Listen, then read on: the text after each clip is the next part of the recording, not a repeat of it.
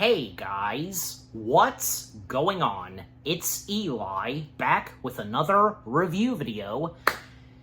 And yes, that's right, you read the title, you know exactly what I'm reviewing, and as was teased in the last review video, Pixar's second feature animated film. Computer animated feature film, to be more precise. Yes, that's right. Without, just not waste any time, from 1998, A Bug's Life. Yes, A Bug's Life. Oh, man. I tell you, A Bug's Life filled with so many memories when watching this movie. And for me, and, for anybody whom didn't grow up in the 90s, but grew up in the early 2000s, and, A Bug's Life at that time still being a big deal. But, it's a shame that it's become an underrated Pixar animated gem, right? Like I said, this was a big deal at the time, but because more of Pixar's films have come out and such, and they're getting more attention, and, with A Bug's Life, having become an underrated gem, it's a shame, but still. There are definitely those out there, including me, who really love and respect A Bug's Life for what it is, and in fact, a very important piece of Pixar animation, without a doubt. This was a big game changer for Pixar. This is where, they started to go big time some more when they did their second animated feature film, and not to mention A Bug's Life was their first ever computer animated film, and the first ever computer animated film in general to be in widescreen. And especially up to A Bug's Life, the animation looked really good. I mean, in comparison to, say, the first Toy Story film, and the fluent animation, the movement and such of the characters in A Bug's Life, definitely really good. Again, in comparison to the first Toy Story film, I'm sure you know where I'm going with this, but yeah. And my earliest memories of watching A Bug's Life, and the first things I have to say about it, well, like I said, so many memories when watching this movie. Like when I watched it on VHS, I had the Heimlich box, because if any of you are aware of this, and if you ever had any of these, there were a series of VHS copies released where the boxes, the covers, would have, different pictures of characters from A Bug's Life, from, say, Flick, Dot, Heimlich, which I owned, Francis, Hopper, and of course, when it came out later on DVD, 2-disc, and, on Blu-ray, then on digital, And I have some great memories, too, when watching the 2-disc DVD of A Bug's Life, and when watching the bonus features, and especially because the fun stuff that John Lasseter, Andrew Stanton, the co-directors of A Bug's Life, what they do, and Andrew Stanton calling it the Super Genius Edition, doing an impression of Wile E. Coyote, and that being a reference to Wile E. Coyote. And besides, the Pixar gang being huge Looney Tunes fans, well, and if it's not obvious, Looney Tunes having a huge influence on Pixar, right? So, And checking out the behind-the-scenes of what went down in the making of A Bug's Life, the fun stuff, knowing about this film, and of course, A Bug's Life coming out the same year, along with another computer animated film about bugs, and mainly ants. And of course I'm going to talk about that in a moment, but and, A Bug's Life, it is. It's in my top 10 favorite Pixar films, because, again, it's really a shame that this doesn't get a lot of love and appreciation as it used to, and with so many other great Pixar films that have come along our way and such, and that especially goes for, say, the Toy Story films, Monsters Incorporated, Cars, Finding Nemo, the list goes on. No hard feelings on those. And let's not forget The Incredibles, but besides, I mean, A Bug's Life was right there at that time with Pixar's other great films when, they didn't have that many films at the time. There was this, Toy Story, Monsters, Inc., and Finding Nemo, and then came along The Incredibles. But, yeah, as time has gone on, yeah, it's a shame. But still, it's still a great, memorable, nostalgic Disney and Pixar animated film from the late 1990s. The memories we all have when it comes to watching this, with its memorable, hilarious cast of characters, and definitely A Bug's Life having an entire list of 90s sitcom actors/actresses, without a doubt, yeah. And with the animation, which, in my opinion, still looks pretty good to this day. In my opinion, I think it still holds up. I mean, wouldn't you think so as well? Randy Newman's fantastic music and score that he brings to A Bug's Life. Oh, yeah, it's definitely one of my top favorites, right next to, say, well, the Toy Story films, Monsters, Inc., The Incredibles, obviously. Yeah.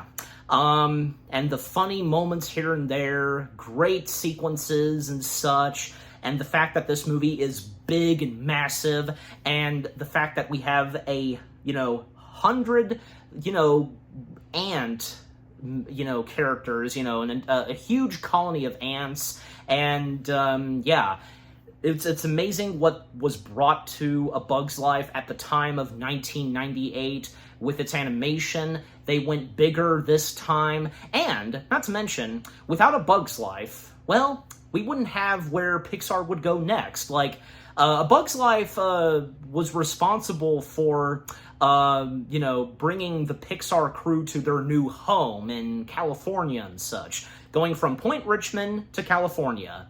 I'm sure you know this, and yeah. Yeah, just what more do I have to say? A Bug's Life.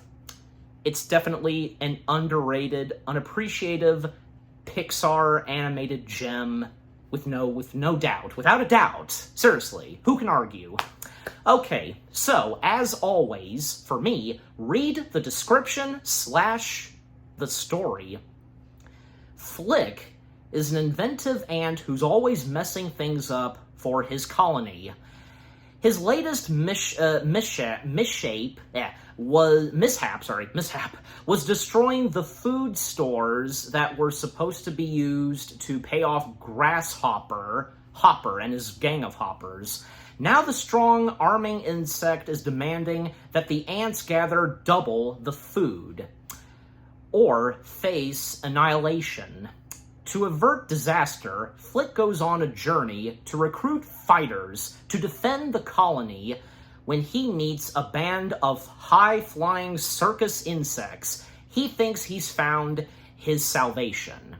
Okay, so with that out of the way, let's get into some background. And yeah, if you know the background by now, but yeah, still. But long story short, and how I'll talk about it. Just, yeah. Well, I'm sure as a lot of us should know, us hardcore Pixar fans, the famous lunch that Lasseter, Andrew Stanton, Pete Docter, and the late Joe Ranft had at the Hidden City Cafe, where they were brainstorming ideas for what could be their next big animated films right after the first Toy Story film, and A Bug's Life being one of them. Also, you noticed the shirt I'm wearing? Oh, yeah. And you saw the thumbnail, too, so yeah. But anyways, so, again, A Bug's Life being one of them, Monsters Incorporated as well, Finding Nemo, and Trash Planet, which would later on become WALL-E. And A Bug's Life was the first after the first Toy Story film. And actually, because Pete Docter and Andrew Stanton, they were the first ones to come up with it, do their own version of the tale of the ant and the grasshopper.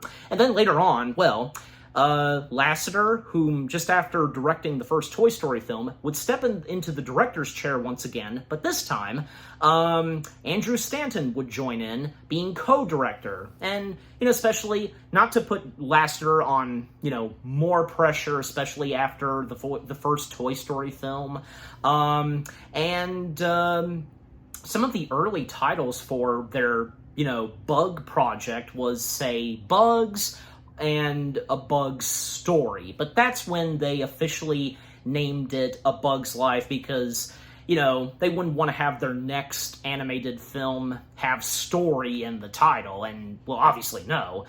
And let's go ahead and bring up the infamous story to A Bug's Life, where enter Jeffrey Katzenberg. Yes, because, you know this by now, I'm pretty sure.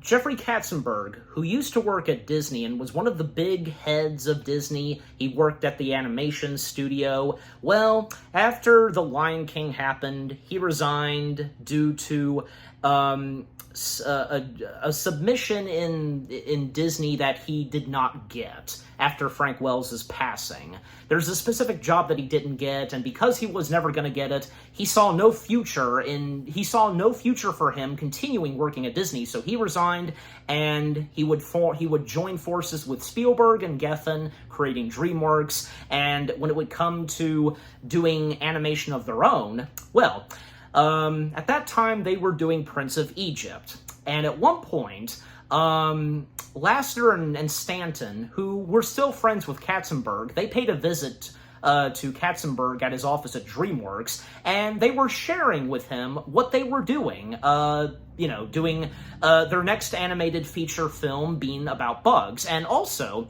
Katzenberg did have a little bit involvement in the first Toy Story film. He almost tried to ruin it, if you know about that. But he did greenlit it, so that was nice of him. Yeah. And without him greenlitting Toy Story, where would Pixar be then? But anyways, so again, when they came to visit Katzenberg, they were sharing with him on their next project, which being about bugs. And, we're doing this, and when's it coming out? Yeah, pretty much, because Katzenberg being very fascinated and immediately asking questions on its release date and etc. And Lasseter and Stanton, they didn't really suspect anything. I mean, how were they supposed to know, at that time and before? Another animated project that out of nowhere came from DreamWorks that, this was Katzenberg's doing. Katzenberg stealing the idea of doing a computer-animated film about bugs, and specifically centering on ants, and that, of course, being Ants, and with a Z in the title. And which, by the way, I have reviewed Ants if you want to go check that out. But anyways, it's obvious that, and if I'm correct, Ants came out of nowhere, right?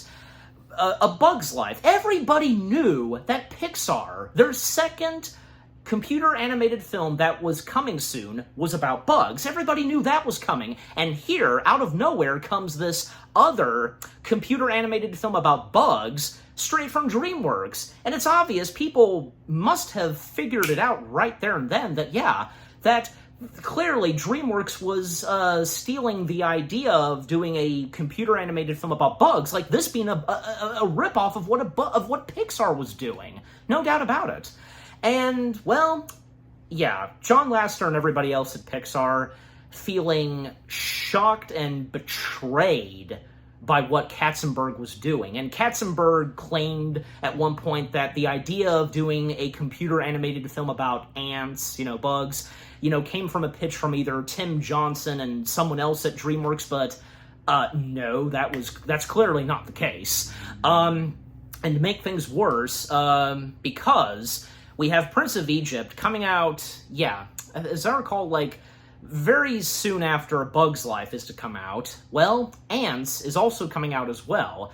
And Katzenberg reached out to Pixar, telling them that, asking them if they can move the release date of A Bug's Life because of Prince of Egypt coming out, and also, Katzenberg telling them, look, I'll shove the Ants project. We don't even have to do it, but because how much, pain and hurtness that Lasseter and those at Pixar were going through, especially Lasseter, they flat out refused. And to make things even worse, and this is especially Katzenberg getting back at Disney after what they did to him. And Katzenberg at that time not being very cooperative, when it comes to the animation business or whatever. Things not going his way, I guess you could say. Yeah, and it pretty much didn't for him. But no hard feelings on Katzenberg. Look, despite what he did, he's a nice guy, and, you can tell that he really has loved and cared so much when it comes to doing animation. You can see it right there. But, yeah, he at times did get out of hand. There's no denying that. But anyways, so again, because Lasseter and those at Pixar refused on Katzenberg's request to change the release date of A Bug's Life, and because of Prince of Egypt, the word is that Katzenberg was rushing the animators of Ants to finish it up and to get it out as soon as possible before Prince of Egypt comes out and even before A Bug's Life comes out. And thus, Ants, which originally was considered to be released in the spring of 1999, was pulled back to October of 1998. And it's Katzenberg's way of, saying, to heck with Prince of Egypt. Like, there's no need to rush ourselves to finish that and such. We're going to release our Ant film. We're going to have that come out first and so on. Katzenberg was, he at first was really focused on doing Prince of Egypt, but now Ants is the priority right now. And, well, thus, with Ants coming out in October, just 1 month before Bug's Life, yeah. And, that marking DreamWorks' first animated feature. And technically, Ants would mark as the second and a half computer animated film released, because there was another one released in between, say, the first Toy Story and Ants, if you know what it is. And if I remember to do so, I'll put a text on what that is, but yeah. Overall, Ants came, but then a month later, A Bug's Life came, and A Bug's Life did better than Ants. Pixar got the last laugh, and, because, like I said, it's obvious that everybody at that time knew that A Bug's Life was coming, but then out of nowhere, here comes Ants.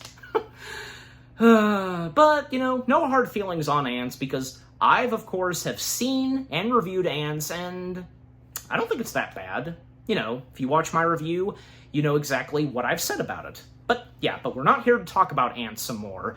We're focusing on A Bug's Life, so yeah. But also, one more thing to mention before I get into the movie, because, when A Bug's Life came out, it did very well. Maybe not as fantastic as, say, the first Toy Story, but it was still an amazing success. And like I said, Pixar got the last laugh, beating Ants. And as the years passed, A Bug's Life still getting love and appreciation, and even when at Disney's California Adventure, when that happened, we had gotten A Bug's Land, now the defunct Bug's Land. It's unfortunate. We also got It's Tough to Be a Bug, now defunct as well. Just again, in the very later years, when more Pixar films were coming out, A Bug's Life's popularity, started to die down, but like I said at the beginning, Alright, but anyways, so, with all that out of the way, talking about the background, the facts, let's get into the film itself, finally. So by the way, this is the first time that we get the official Pixar logo with the Luxo lamp. It made its debut in A Bug's Life. Keep that in mind. And the way the movie opens is fantastic and beautiful, accompanied with Randy Newman's score music. And, we have our colony of ants. They're collecting grain, food, and such. We don't exactly know what they're doing quite yet because it's not established right away. And there's one funny moment where a leaf drops, and, the one ant who saw that, no, I'm lost!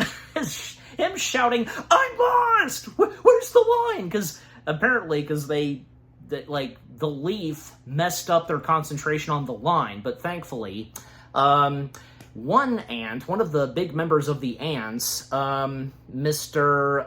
Soil, being voiced by the late legendary Roddy McDowall. And by the way, A Bug's Life would be one of Roddy McDowall's last ever film projects. But this also being his first and last computer animated film. He did a couple of more projects after A Bug's Life, but obviously, yeah, they came out after he passed away, and A Bug's Life including. And, well, Roddy McDowall, being, the great Roddy McDowall as he is, he was no disappointment, even though he didn't have that much of a big part in this movie, still. Him helping the ants, go around the leaf, and we also have Dr. Flora, voiced by Eddie McClurg. Yeah, we know who she is. She's a sweet, lovable, talented actress, sweet person, yeah. Most notably being in Ferris Bueller's Day Off, Planes, Trains, Automobiles. Need I go on? I also remember her as the voice of Fran in Higglytown Heroes. Yeah, and she's done a good chunk of voice acting, and she's got the perfect voice for that. But anyways, we also have Princess Ada being voiced by the one and only talented Julia Louis-Dreyfus.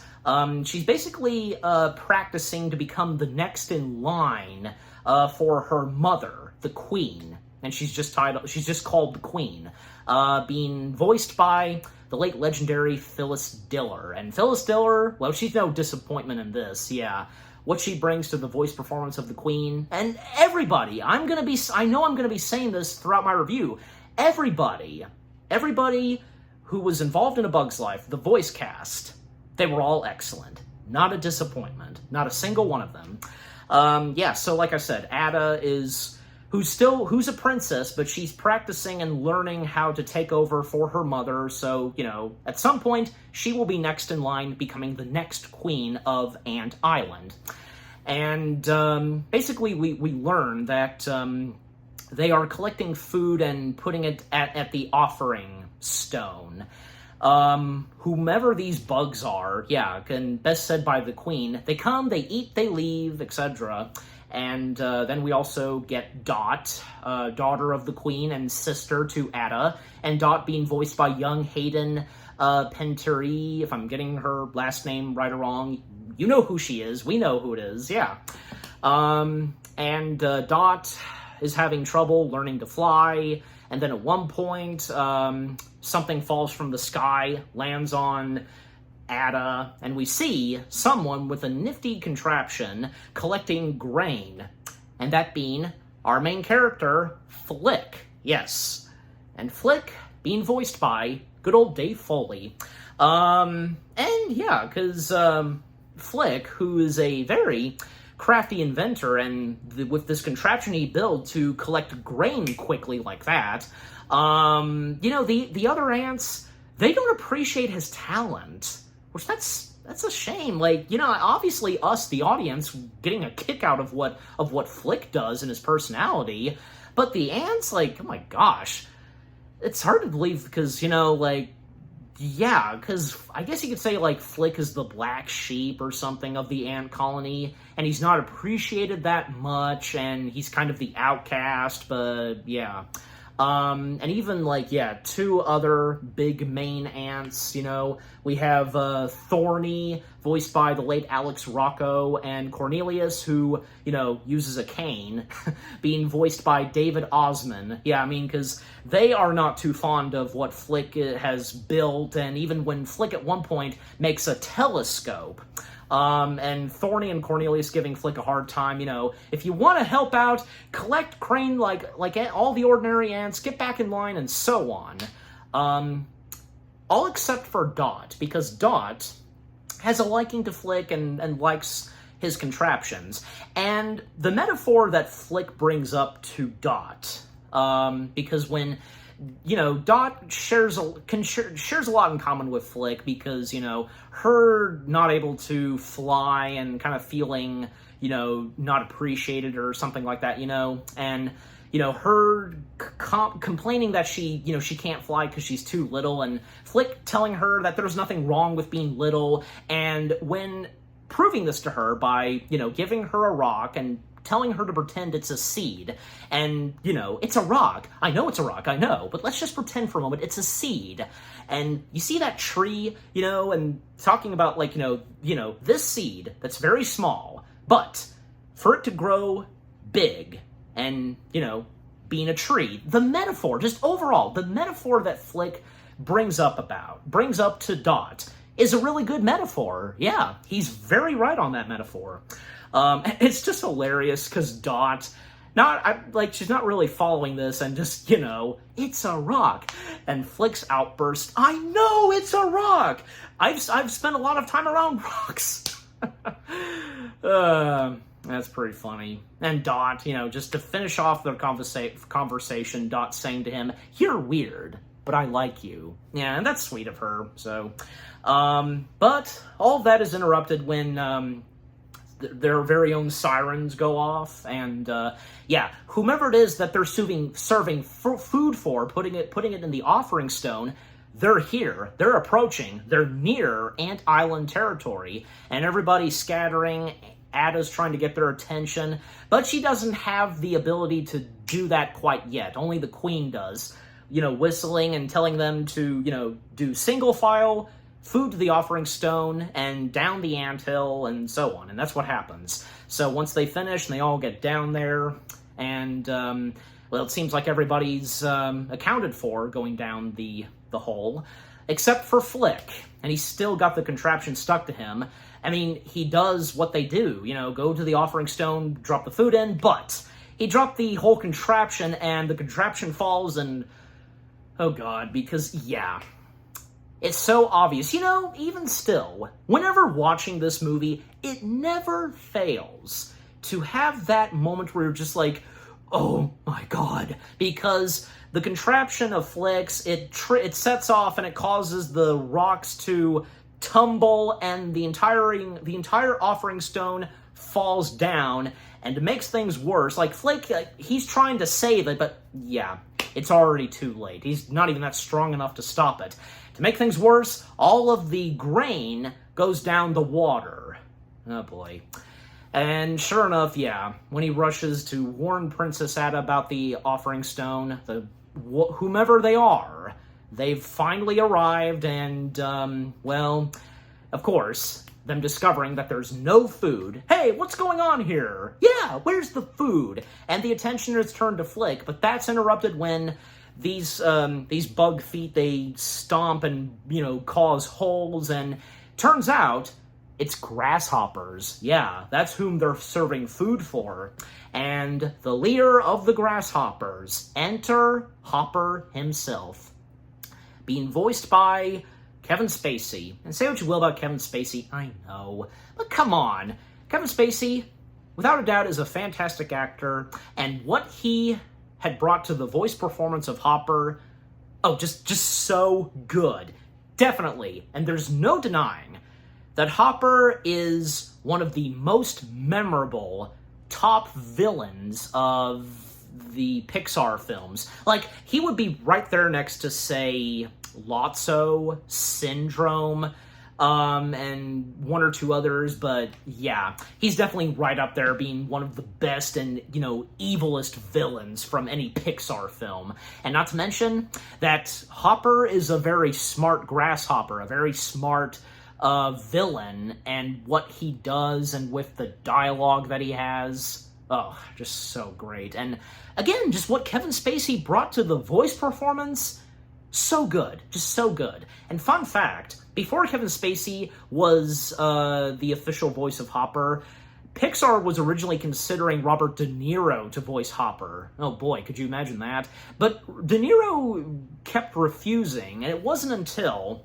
Lasseter met up with Spacey at the Oscars when he received the special award for Toy Story, and Lasseter asked Spacey if he would want to be a part of their Bugs project and voicing the main villain, and Kevin Spacey, he immediately signed up, Well, there's no doubt that Spacey, like everybody else, really got a kick and enjoyed the first Toy Story film. That also goes for Dave Foley, because according to the Pixar crew, Dave Foley was happy to be a part of A Bug's Life because he loved the first Toy Story film. And also another fun fact about Foley, while I'm on that subject. Foley was expecting to voice a minor character. He was just expecting a minor role, but he was surprised, as I recall, where he was offered the main character. And Dave's comment, and according to Lasseter and the others, like, "Hey, you're typecasting me." I think that's what Dave said and what they said. What according to the Pixar crew and what Dave said, yeah. And Dave, he originally, before getting the main voice role of Flick, he wanted to try out for one of the circus bugs, but of course, he ended up getting Flick. But anyways. And also, Robert De Niro turning down Pixar? I mean, did he not see Toy Story? Was he not amazed by it? Or, I guess he just wasn't interested. That's my guess, but I don't know. Maybe you know. Anyways. But back to where I was, because yeah, Hopper's entrance, it's really great. A great camera shot where, Flake and two other ants, they see his feet land, and when they look up, yeah, we're seeing it from their point of view, and just, the look that he gives is, yeah. And Flick saying his name, and then Hopper walking around a little, the ants back away from him. He just calmly walks and is staring at the ants, and then finally when he stops, he's like, "So where is it? Where's my food?" And yeah, and that sequence where the grasshoppers and Hopper, of course, intimidating the ants, and when he approaches Ada, because Ada tries to explain to Hopper that, and asking if it's not up there, that the food was in a leaf and such, and Hopper, "Are you saying I'm stupid? Do I look stupid to you?" and such, and the talk that he gives to Ada, and when he learns that, Ada is taking over and learning how to be the next queen, and Hopper pinning this on Ada, that it's her fault. It's a buggy bug world out there, princess. One of those circle of life things. Yeah, I mean, Lion King being a big thing at that time, which, technically still is, and, I think it seemed acceptable to include the circle of life thing, because, yeah. Hopper telling Ada about, how things work. The ants pick the food, the grasshoppers eat the food, and that's interrupted when his annoying brother, Malt, steps in, saying, "And the birds eat the grasshoppers." And yeah, Malt being voiced by the one and only Richard Kind. And from what I've heard, apparently those at Pixar, they made a mistake when, what I'm trying to say is, and from what I've heard, after Richard Kind, when he had done the voice recordings for Malt, they realized that, oh my gosh, we made his character so likable and hilarious. And, and there's no denying that, having Malt in there, it's soothing things with, how when kids watch A Bug's Life, they don't feel, that intimidated or scared by Hopper because of Malt being there, if you get what I'm saying. So yeah, it's a good thing that we have Malt, and it's in that territory where you have funny, clumsy sidekicks with, villains, and how the villains sometimes treat their sidekicks, right there next to, say, Hook, Smee, or, Honest John, Gideon, the list goes on, yeah, or, also Yzma and Kronk, or Prince John and Sir Hiss, but yeah, you get the point. And, Hopper cannot stand his brother, and even where, there are times he just wants to flat out strangle and kill his brother, and as it's established when Hopper, has a moment with his brother and telling him, "I swear if I hadn't promised Mother on her deathbed that I wouldn't kill you, I would kill you," and believe me, nobody appreciates that more than I do. But, even though, because Hopper, he can't stand his brother, yeah, because wouldn't really lay a finger on his brother, even when he was almost about to punch Malt, but he quickly stopped himself and he punched another grasshopper. So yeah. And Hopper continuing his conversation on the situation with, you know, the grasshoppers and the ants, and with no food being there, and telling them that, you know, there's still a few rainy seasons and you can all just try again, and telling them that, you know, if they don't keep their end of the bargain, then, you know, he can't guarantee their safety. But what safety? And besides, the ants are, like, the grasshoppers are the ones that are being threatening to the ants and such, but yeah. And even when Hopper, when he snaps his two fingers from his, you know, two hands on, you know, on, because he has 4 arms, when he snaps his fingers from 2 of his hands, summoning Thumper, and yeah, it's very funny that, you know, we have another Disney character, and Pixar character for that matter. You know, we have like, my point being is that a character in Pixar, but also from Disney, that's also named Thumper, you know, because, yeah, when you think of Thumper, you immediately think of the bunny rabbit. Maybe not this Thumper, because, yeah, Thumper the grasshopper, when we see Thumper, he's a wild, savage, rampaging beast, you know? And Dot feeling scared towards Thumper, and when Hopper grabs Dot, and what's the matter? You scared of grasshoppers? And Flick taking it upon himself to help out Dot, and being the only ant to step up to a grasshopper. And Hopper going to Flick, and, you know, you want her? Go ahead, take her. And Flick is, you know, even though he stood up to Hopper, probably, yeah, kind of a mistake to do so. And, you know, Hopper then saying, no, then get back in line. And because of what Flick did, yeah, Hopper not forgetting that moment that just happened, and even telling the ants that, you know, they seem to forget their place, and even Hopper telling them, let's double the order of food.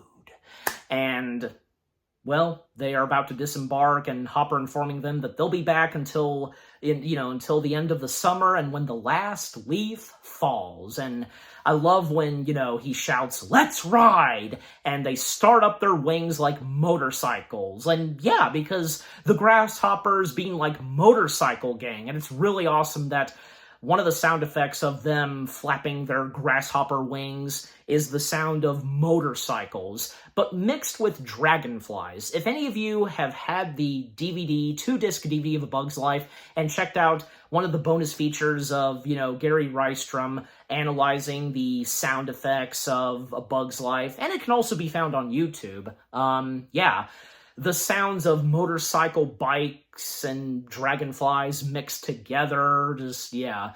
And Randy Newman's amazing score to the Grasshoppers theme. Oh, I love that, yeah.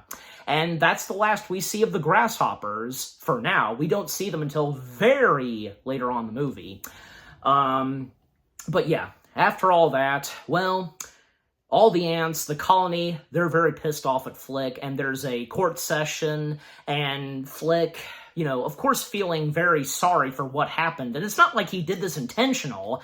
Well, the fact he is a bit clumsy, yeah, and the ants, you know, pointing out that, you know, Flick, he messes things up, and him being a goof and such. But again, nothing intentional from him, of course. And they're deciding on what to do with him. And that's when it occurs to Flick that maybe they should get bigger insects. You know, they should hire warrior bugs. There should be warrior bugs to come to the ant island and help to protect and defend the ants, take on the grasshoppers, and everything can be okay now. But, you know, they're not really sure on that. But that's when they hustle in, and they decide that maybe they should let Flick do this, because with him gone, and they think it's going to be impossible for him to go and find bigger insects, he'll be away and he won't screw anything else up. Jeez. So, thus, that's what they do. And just, you know, they just want him out of their sight and hair so they can, you know, have nothing else to worry about. And focus on their attention and worriness on the grasshoppers and proceeding on collecting more food for them, double the order of food. And Flick being all geared up and such, which, fun fact, that was a concept designed by Bob Peterson, the getup that Flick has, and pre-Russell, because, yeah, that's something pre-Russell from Up, because the getup that Russell has with a backpack and such, you know. And we see that some of the ants, they're patching up the holes that the grasshoppers made, and Flick passing by them and telling them, "Don't worry, the colony is in good hands, bye now." And when he walks off a good distance, we don't see the ants in view. He can hear them applauding and cheering. That's basically them being very excited and happy that he's going to be going away for now. Jeez. But that's not what Flick thinks. And then Flick interacting with two bratty boy ants, and when when Dot emerges. And the two boy ants think that Flick is going to fail at this, but Dot is the only one that, you know, thinks that Flick's got this. And I like how Flick, you know, he sets the two ant boys straight that, you know, she's entitled to her opinion, and yeah, she is. And that moment where Flick, because yeah, the edge, and it's a very long fall. Well, he goes for a dandelion. Here I go, for the colony! And yeah, him flying on the dandelion, and beautiful music that plays. Yeah, it's a really cool shot right there, where he's flying in the air on the dandelion. But even when he hits a rock, I'm okay! And after Dot, I don't want to get the names mixed up, Dot, telling the two boy ants that, you just watch, he's going to get the bestest, you know, bugs you've ever seen. Then we see a very intense, you know, scene where this rhino dumb beetle is roaring and attacking this black widow spider. And it turns out it's a circus act when the rhino-horned dumb beetle is wounded. Yeah. And on the shirt, of course. Yes, because, of course, on my shirt, enter the circus bugs. Yes, from P.T. Flea's Circus. Now we get our other cast of characters in A Bug's Life. And yeah, definitely the circus bugs in A Bug's Life. They are some very memorable characters to come from A Bug's Life. Yeah. We, of course, have the two that I named, and whom are the first two circus bugs we see. We have Dim, being voiced by good old Brad Garrett.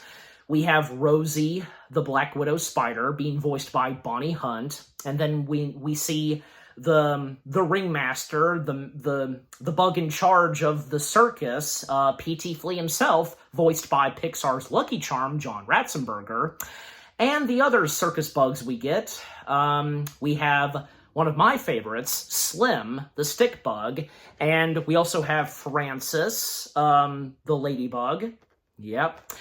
And we also have Heimlich, the German caterpillar, voiced by the late legendary member of Pixar, Joe Ranft. Yes, and, you know, definitely Heimlich. He was one of the most memorable characters to come from A Bug's Life. Had a really cool design, and, you know, he was right there next to, say, Francis and Hopper, being some very popular characters to come from this Pixar film. Just, yeah, their personalities and their dialogue the first time we see these circus bugs are really good. And the other circus bugs we get, a few others that we have, are Manny the Mantis, being voiced by Dr. Smith himself, Jonathan Harris, and Gypsy, the beautiful moth, voiced by the late Madeline Kahn. And this, A Bug's Life 2 was one of her last films after she would sadly pass away 1 year after A Bug's Life came out. Yeah. And we also have Tuck and Roll, the two gibberish roly-polies. Yes. and both being voiced by good old Michael McShane. Yes. Just the dialogue that Tuck and Roll has, you're fired, yeah! So good. And also because, didn't name the rest of the other voice actors/actresses. Well, yeah, because Slim, the stick bug, being voiced by Niles Crane himself, David Hyde Pierce, and A Bug's Life was one of my earliest introductions to David Hyde Pierce. Yeah. That and Hellboy, because the first Hellboy film, he voiced Abe Sapien, and this is before I had seen/watched Frasier, okay? So, and Francis, because, Francis being a ladybug, you don't expect anything suspicious about Francis and his personality, but until these two bugs, they interact with Francis. Hey, cutie, you want to interact? You want to hang out with pollinated bugs? You know how they say it, and approaching and such. And so, being a ladybug obviously makes me a girl. Yeah, Francis is a guy, and Francis being voiced by good old Dennis Leary. And this being Dennis Leary's first animated film where he does a voice pre-Ice Age. Yep, keep in mind, because before he would voice Diego in the Ice Age franchise, he was in A Bug's Life, voicing Francis. Yeah. And Dennis Leary, his voice performance as Francis, everybody who voices the circus bugs, they are, without a doubt, not a disappointment. They're great. They're all great. What they had brought into the personalities and the voice performances of each of them, great. Just great. And, fun fact, because, as I mentioned earlier, Dave Foley wanted to try out for one of the circus bugs, and that being Slim. Also, before Dennis Leary, at one point, Antonio Banderas was considered to voice Francis. Now, imagine that, if Antonio had voiced Francis. I'm sure he would have been good, without a doubt, but, yeah, especially as of now, I think we're all glad to see that, it was Dennis who became the voice of Francis the Ladybug. And also, more on Joe Ranft, his voice performance as Heimlich. He first did Heimlich's voice when storyboarding the movie, and when he did the scratch track, and at that point, everybody at Pixar, even John Lasseter's wife, Nancy, all felt that, Joe's got this. He is perfect to voice Heimlich, and thus, rightfully so, being the official voice of Heimlich in the film. Yeah. And getting one of the big main characters of this movie, especially the circus bugs. But yeah, so what's going on in P.T. Flea's circus? Well, it's not going too great. Each of the bugs' performances, their talents in the circus, not going that great, especially the audience is rowdy and very rude as well. And when things are not looking good, like when, you have Francis, Slim, and Heimlich, they're performing an act where Slim and Francis, they're two flowers being chased by a cute little bumblebee. Or when, say, Manny and Gypsy are up, they're doing a Chinese fortune magic trick, but that doesn't go too well. And when, some of the audiences that are being rowdy and disrespectful, and Manny just, ingrates. And PT has had enough of this, and he puts on a new act, which being Flaming Death! Yeah, the Flaming Death sequence, with a match. And, lighting it, and when it gets to this piece of paper, and having Tuck and Roll be shot, in a cannon by Dim, he sets off the cannon, and, with all that happening in 15 seconds, 15 seconds being up, the cannon is ignited, and Tuck and Roll go flying and, and passing through a spider web, and if they can pass through it in 15 seconds, provided by Rosie, doing this spider web, spinning the web of safety in 15 seconds. And not good enough, you say. Well, what if they were all blindfolded? And to make it more intense, the Flaming Death Act Each of them get blindfolded. But of course, it goes horribly wrong when Tuck and Roll, they're the first ones that start this, and it gets chaotic, it goes wrong, and overall PT ends up getting, the one in the act, and, with the flaming death, and just, yeah. It doesn't go too well. Well, maybe for PT Flea and the circus bugs, but the rowdy audience, they got a kick out of it. They loved the Flaming Death act. And even when the act was finished and PT Flea, he fired them, Slim, Francis, and Heimlich, they fetched some water. And when, the audience, they're applauding, and one of them shouts, "Burn him again!" And that being Joe Ramp's voice, yeah. And by the way, the circus vehicle, transportation for the circus bugs, if anybody didn't notice at first, well, it is Casey Jr. circus cookies, boxes, and that being a nod to Dumbo. And apparently, Casey Jr. circus cookies, they come straight from Joe's bakery, Joe Grant's bakery or something, named after, and it being a tribute to the late legendary animator of Disney, Joe Grant. Yeah. Two Joes from, one from Disney and one from Pixar, Grant and Ramft. Yeah, if you know, you know. And, of course, can't forget to mention, after the Flaming Death act sequence and everything's done and over with, the circus bugs are fired, we get the famous shot of the trailer park home, and the Pizza Planet truck, and say what you will, and because the whole thing of the Pixar theory, yeah, I mean, I hate to say it, but yeah, because how I feel about this and with the whole Pixar theory thing, because, well,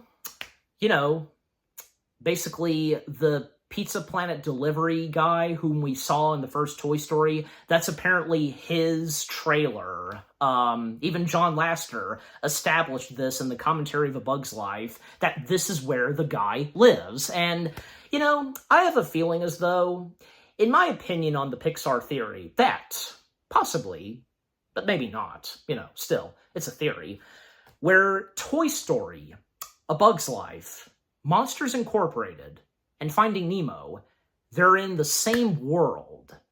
If you think about it, and wouldn't you think so too? Maybe, but that's just Pixar. That's just the Pixar theory for you. But anyways, so then, after seeing the Pizza Planet truck, which we would see the same trailer and such in Monsters Incorporated, yes.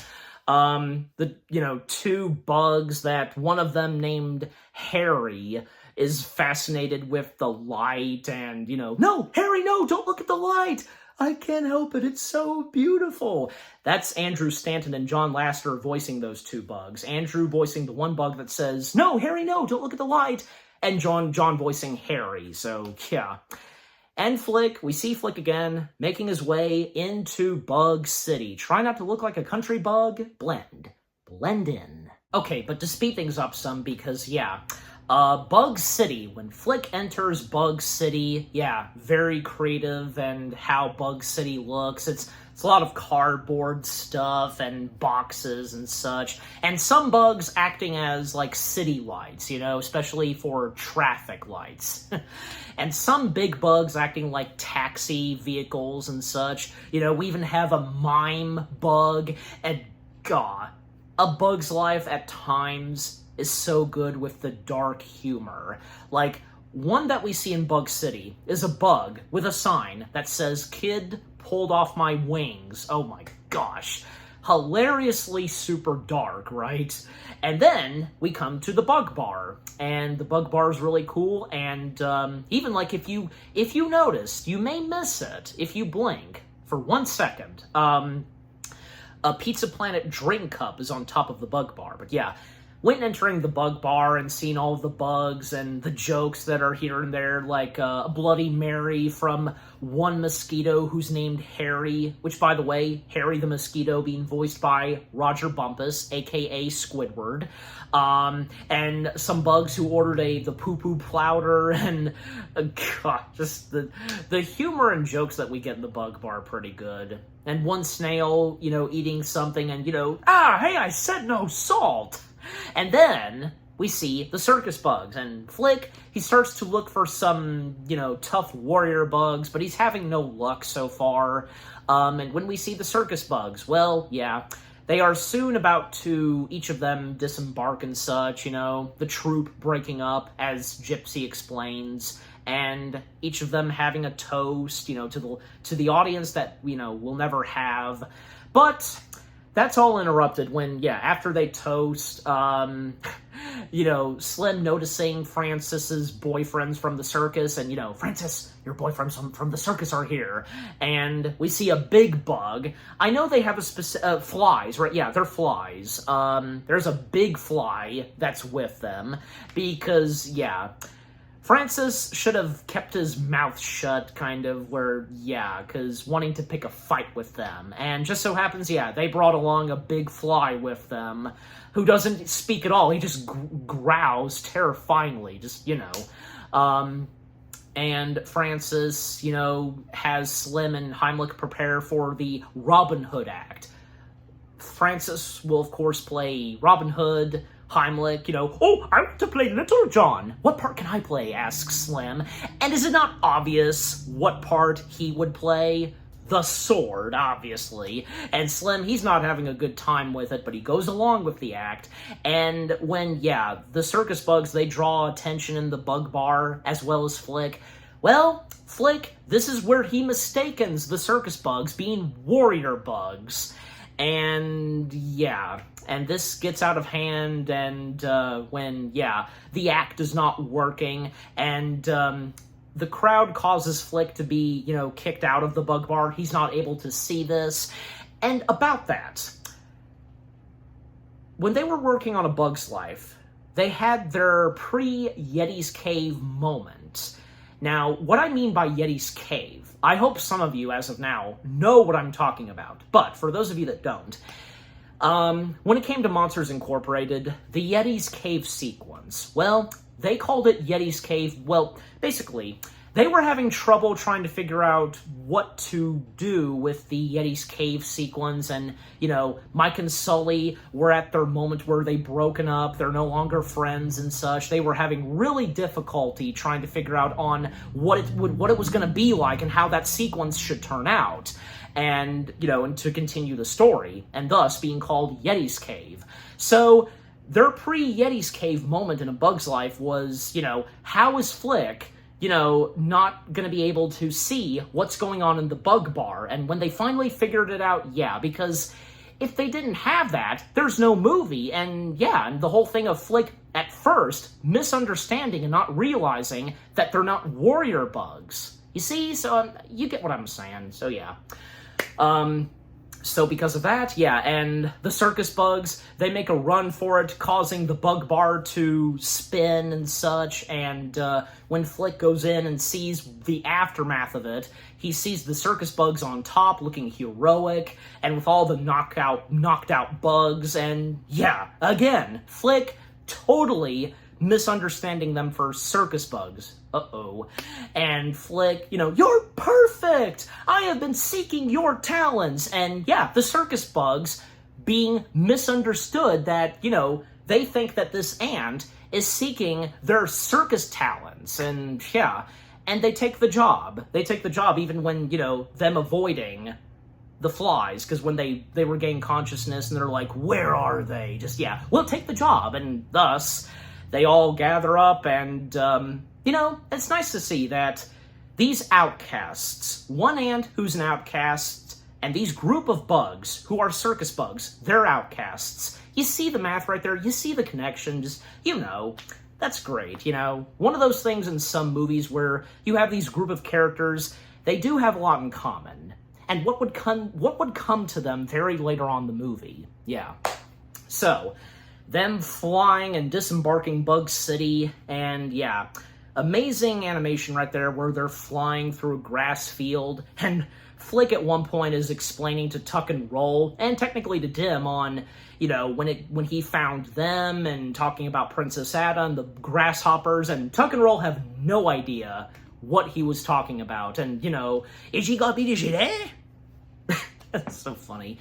And meanwhile, back at Ant Island, yeah, the ants, they're not having a great time with the struggle and stress with collecting food, you know, the doubling order of the food and such. And meanwhile, we see Dot still keeping an eye out for Flick if he's coming back yet, using a telescope. And sure enough, he finally makes it back with the circus bugs.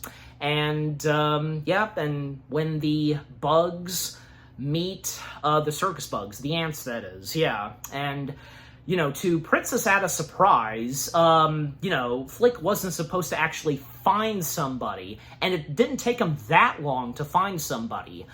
But unbeknownst to Flick and the ant colony, yeah, they have no idea who these bugs really are. And neither do the circus bugs. Like, they have no idea what they're getting themselves into. Again, to the circus bugs, they think that they are brought in for their circus talents, entertaining them, as well as the grasshoppers. But for Flick and the ant colony, they think they're warrior bugs, here to help and to defend and take on the grasshoppers. Yeah, a lot of misunderstanding here. And when, yeah, later on, it's discovered on the truth and such, yeah. Each of the circus bugs being introduced, and I like the part where those two ant boys, you know, wondering what Slim is. You know, he's a stick, stupid. He hits bugs with it. Well, that's over, and then Francis is like, that's right, kids, like this, grabbing Slim and hitting Heimlich, yeah. And the Queen, she's flattered and satisfied with what Flick has done, but Princess Ada, she's not really sure on this. Slim and Francis can detect this, that, you know, mayday, mayday, we're losing the job, and Francis is like, we gotta sweeten the deal, and he makes this speech, and ensuring them that, you know, our troop here, and so on, when your grasshoppers get here, we are going to knock them dead, and all of the ants, they applaud, and just, yeah. Again, they have no idea what they're getting themselves into until they find out a little later. The circus bugs, that is. They're the first ones to find out. Okay, so then, the circus bugs, they get this special celebration and such, you know, these group of ants that perform on these instruments, and once that's done, then Mr. Soil with these, you know, ant kids giving a presentation for the circus bugs, for, you know, demonstrating on what is to happen when they take on the grasshoppers.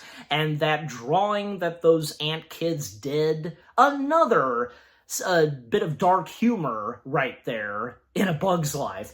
That was done by Joe Ranft, yeah, because the drawing of the circus bugs looking vicious and when attacking and killing the grasshoppers, and as Rosie, again, being voiced by Bonnie Hunt, the Black Widow spider, pointing out, oh, look at the beautiful colors of the blood. And then the drawing, poor Heimlich, because he was cut in half, and according to Dot, you know, their teacher said it would be more dramatic, that, you know, in the drawing, one of them, which being Heimlich, sadly, being the one where, yeah, he's killed and such. Just, oh, that's so good. Again, that coming straight from Joe Ranft, having a good sense of dark humor. Yeah.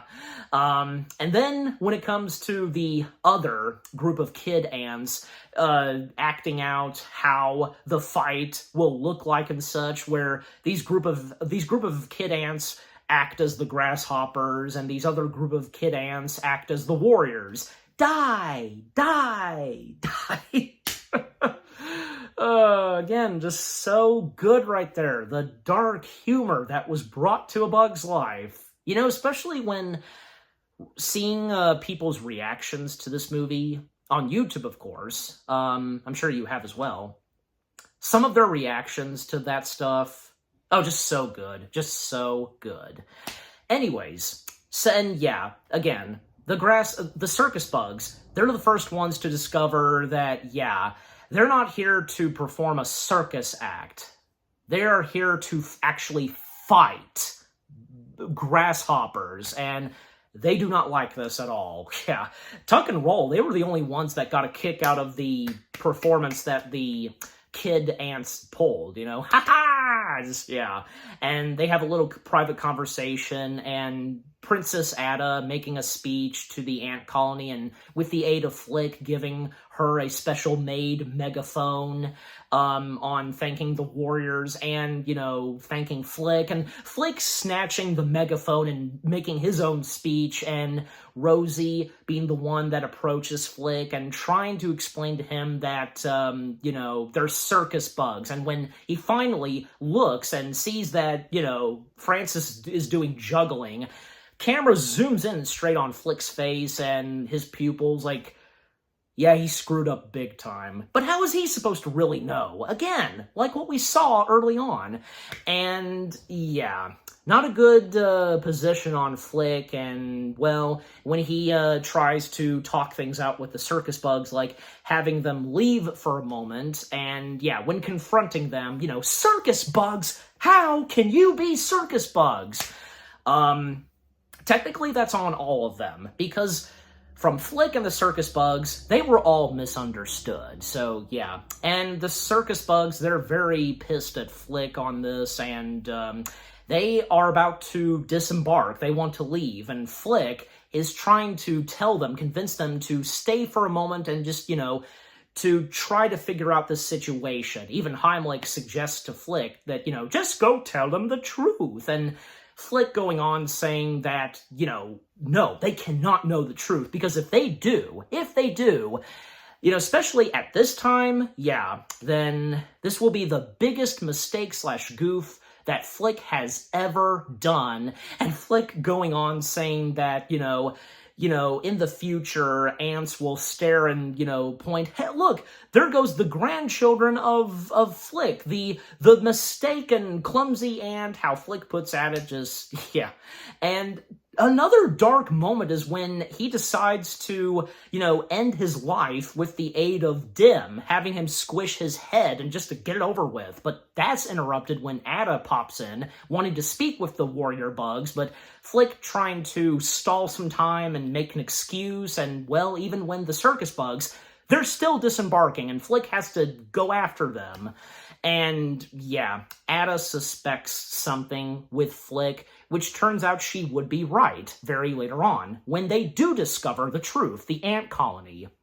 And when Flick, he's trying to stop them, and they're taking off, yeah, and Ada, not Ada, Dot, Ada, Dot, you know, Dot, she sees what's going on too, and she wants to do something about this, and she tries to fly, but instead, still having no luck with her trying to fly, she lands on one of the dandelions and goes flying, and on the dandelion, that is. And then at one point, when Flick, he grabbed onto Slim's legs, and they come to a halt, so, you know, they can remove Flick. Flick notices a bird feather and a bird's nest.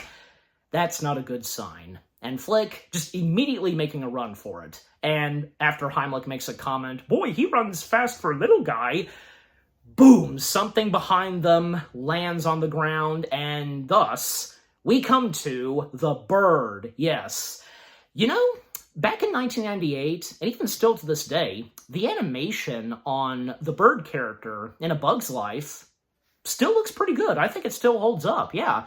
They did a really good job on what they brought to, you know, bringing the bird to life. And at least, like, you know, because the bird, well, obviously, we know with birds, they're fluffy, they're furry and such, they have feathers.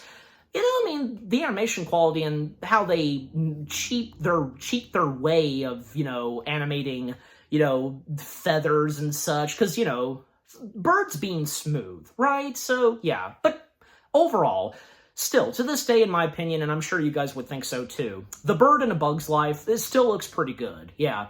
And with its animation and its movement, like, yeah, they definitely they got the movement of a bird down, because, you know, birds can move fast and with their heads. But from the bug's point of view, it's basically a T-Rex. And there's no doubt, of course, that, yeah, the bird being like a Bug's Life's version of the T-Rex from Jurassic Park. Even it sometimes roars. So, yeah. But the bird sequence, definitely one of the memorable parts of A Bug's Life, where the circus bugs, they too start to run away, and when Ada and the group of ants, they witness and see what's happening and the situation they're in with the bird, and when Dot gets herself in the middle of this too, thankfully she avoided the incoming bird, and, well, thankfully, when she was falling to her doom, Francis saved Dot. And what would come next for Francis? Because when they go down one of those, holes, I know there's a specific name to them, but, you know, in the riverbed of Ant Island, you know, the cracks, you know, at one point, some rocks and pebbles fall down, crushing one of Francis's feet, and yeah, then he gets knocked out, and they can't see what's going on, the group of ants, and Ada, taking it upon herself, and now starting to use one of Flick's inventions, making a telescope and seeing better on what's going on down there. Meanwhile, Flick and the circus bugs, they can see and hear what's going on. They can hear that Dot is in peril. And I love David Hyde Pierce's voice performance with Slim right here, and there's a little behind-the-scenes footage of David Hyde Pierce recording that, where he's going, Francis, Francis, Francis, Francis. He's saying it faster. It's good that he has the ability of doing that, and just, yeah, Slim, he's going in panic mode when he's constantly saying Francis's name, you know, fast. You know, Francis, Francis, Francis. Oh, that's funny. And Flick, he gets an idea, and what Flick and the circus bugs do next is, well, Heimlich acts as bait, you know, luring the bird to him. How about the nice, tasty one on a stick? And Slim is pretending to be the stick, holding, you know, the special treat for the bird. And I'm going to snap, I'm going to snap. And yeah, the bird is getting distracted. And while the bird's getting distracted, Flick, along with Dim, Tuck and Roll, and Rosie, they go in to rescue and bring in Dot and Francis. And at one point, Heimlich and Slim, they try to escape, but Heimlich is stuck. And yeah, that funny moment where Heimlich is screaming for his life. But thankfully, Gypsy steps in. Yeah. Also, yeah, Manny, he was with Dim, Flick, and the others, but he was just, you know, he was just riding on Dim. He didn't really do anything, just, yeah. And them trying to fly their way back to Ant Island, but Francis, he regains consciousness and, yeah, feeling the pain in his broken leg, and this causes the web net to break off because of Francis's wings. They're holding on for dear life, and Gypsy, whom, you know, was distracting the bird, now the bird putting its focus and, you know, hearing the scream of Francis, and the bird now going after them. But thankfully, just in the nick of time, they get into these branches and these thorns, and the poor bird, its bird feet, you know, touching one of the prickly thorns, you know, and flies away. And that's the last we see of the bird, at least for now, because, yeah, the next time we see that bird, oh boy, just, yeah, you know, but until we get there. And after all that happened, the circus bugs doing a heroic thing, saving Dot, the Queen's daughter, obviously. Well, they receive applause. Yeah, after what they did. This was their finest moment, yeah. Even though it wasn't a circus act, still, they received the applause that they've been looking for. And, well, we see Francis, where he received some medical attention, and after him saving Dot, well, the Blueberry Club, yeah, the Blueberry Scouts, and Dot being one of them, they changed their costume / wardrobe to ladybug wings, and making Francis basically declaring Francis as their den mother. How they say it, just, yeah.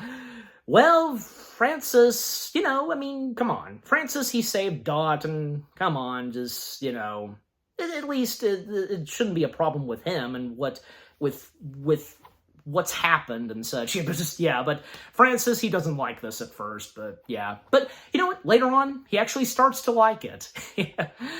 Poor Francis, because he's not actually a lady still. Yeah. Anyways, and then there's a little conversation between Ada and Flick, and, it seems like, as of now, Ada is starting to show some appreciation and respect for Flick.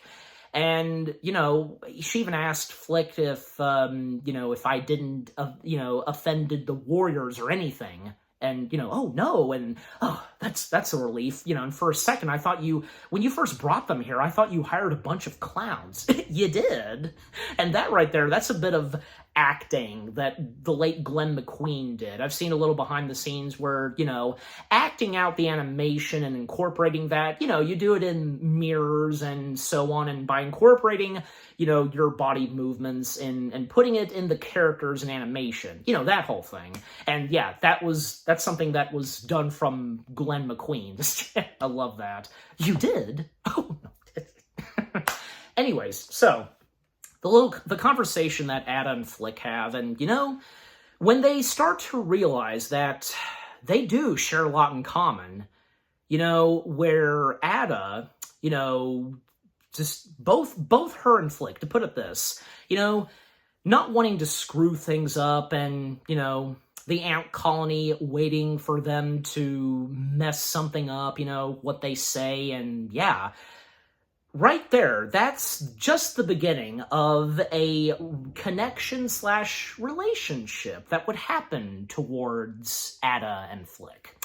And also, thanks to Ada, when at one point they're talking about Hopper and talking about birds, and Ada mentioning that Hopper, he's afraid of birds, and that right there, it gives Flick an idea.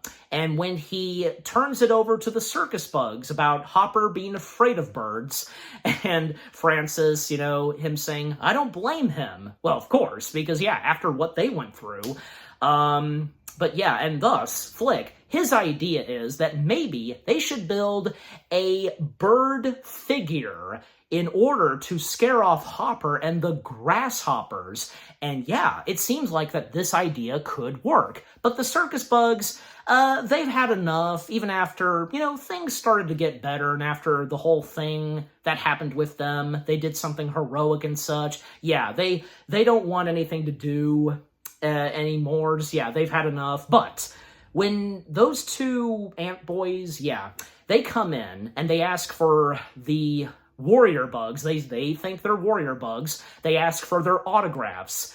They're like, okay, we'll help, we'll stay some more. So yeah, they're really loving the appreciation and love they're getting from the ants. So thus, they come together, they pitch the idea of building a giant figure of a bird, hiding it up top of the tree of Ant Island, and when the time comes, when Hopper and the grasshoppers arrive, they will use the giant bird figure, unleashing it, it will be flying and scaring off Hopper and the grasshoppers, and thus, the plan goes underway, and that entire sequence, and the montage of them building the giant bird all throughout the season, and even when, at a certain point, autumn hits, and the leaves turn to yellow, red, and such, and the right colors for this bird, and because of the bird that's near Ant Island, the bird that they encountered and witnessed.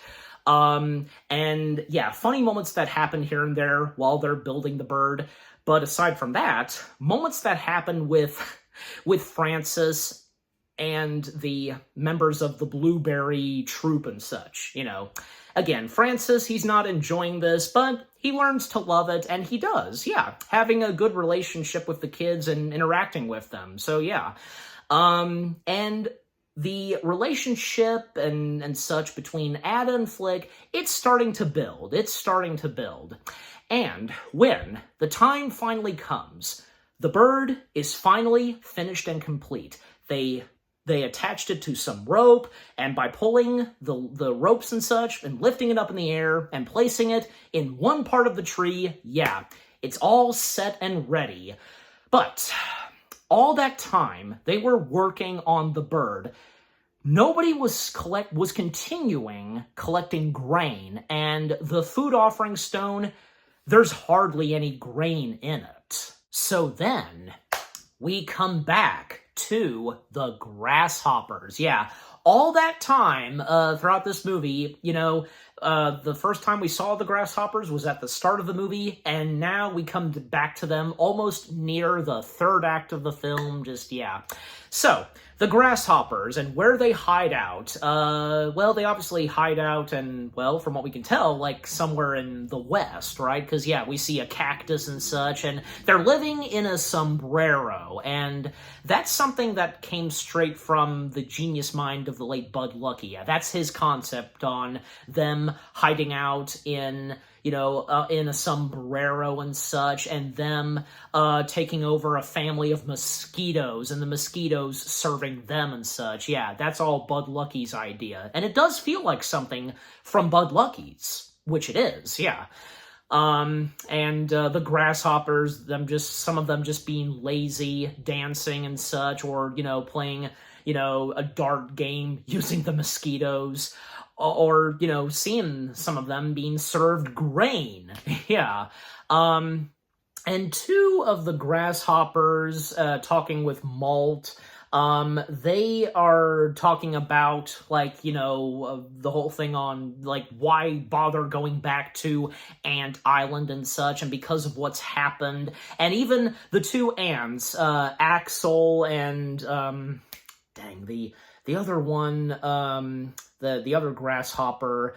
If I remember to do so, I'll put their names in the text. I'll do both of them. So, talking with Malt and making him, considering him being Vice President Malt and such, and sharing this idea of theirs to Hopper, and, stupidly, that's what Malt does. And when we see Hopper, he's being treated back massage and such, and Malt, when he shows up, hey, ya Hop, go away. That's fine, then I won't tell you my idea. Good. Okay, I'll tell you anyways. Okay, Hopper wants to hear Malt's idea, and if it's a good one.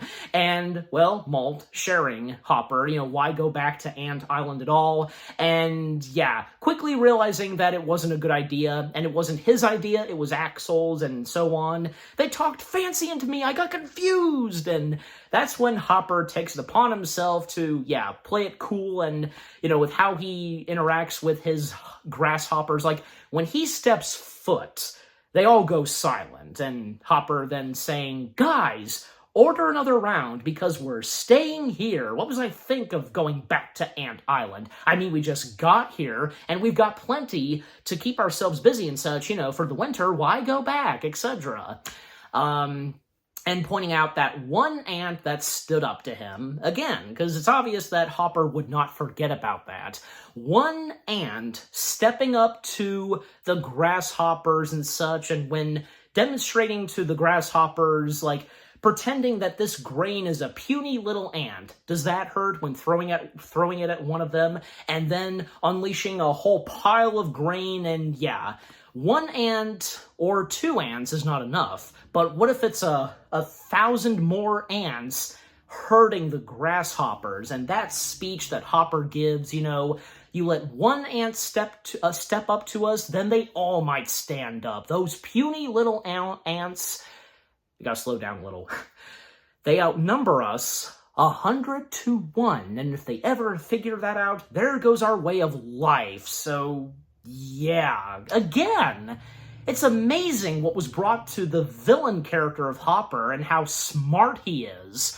And, wanting to keep the ants in line and to show the ants and to make them think that they do not stand a chance towards the grasshoppers, and that the grasshoppers, they're the strongest and tougher ones. They rule the ants, But if the ants were to figure that out, that they're stronger than the grasshoppers, the grasshoppers' way of life would be screwed up. And, Even Hopper explaining to them that it's not about food, it's about keeping those ants in line. That's why we're going back!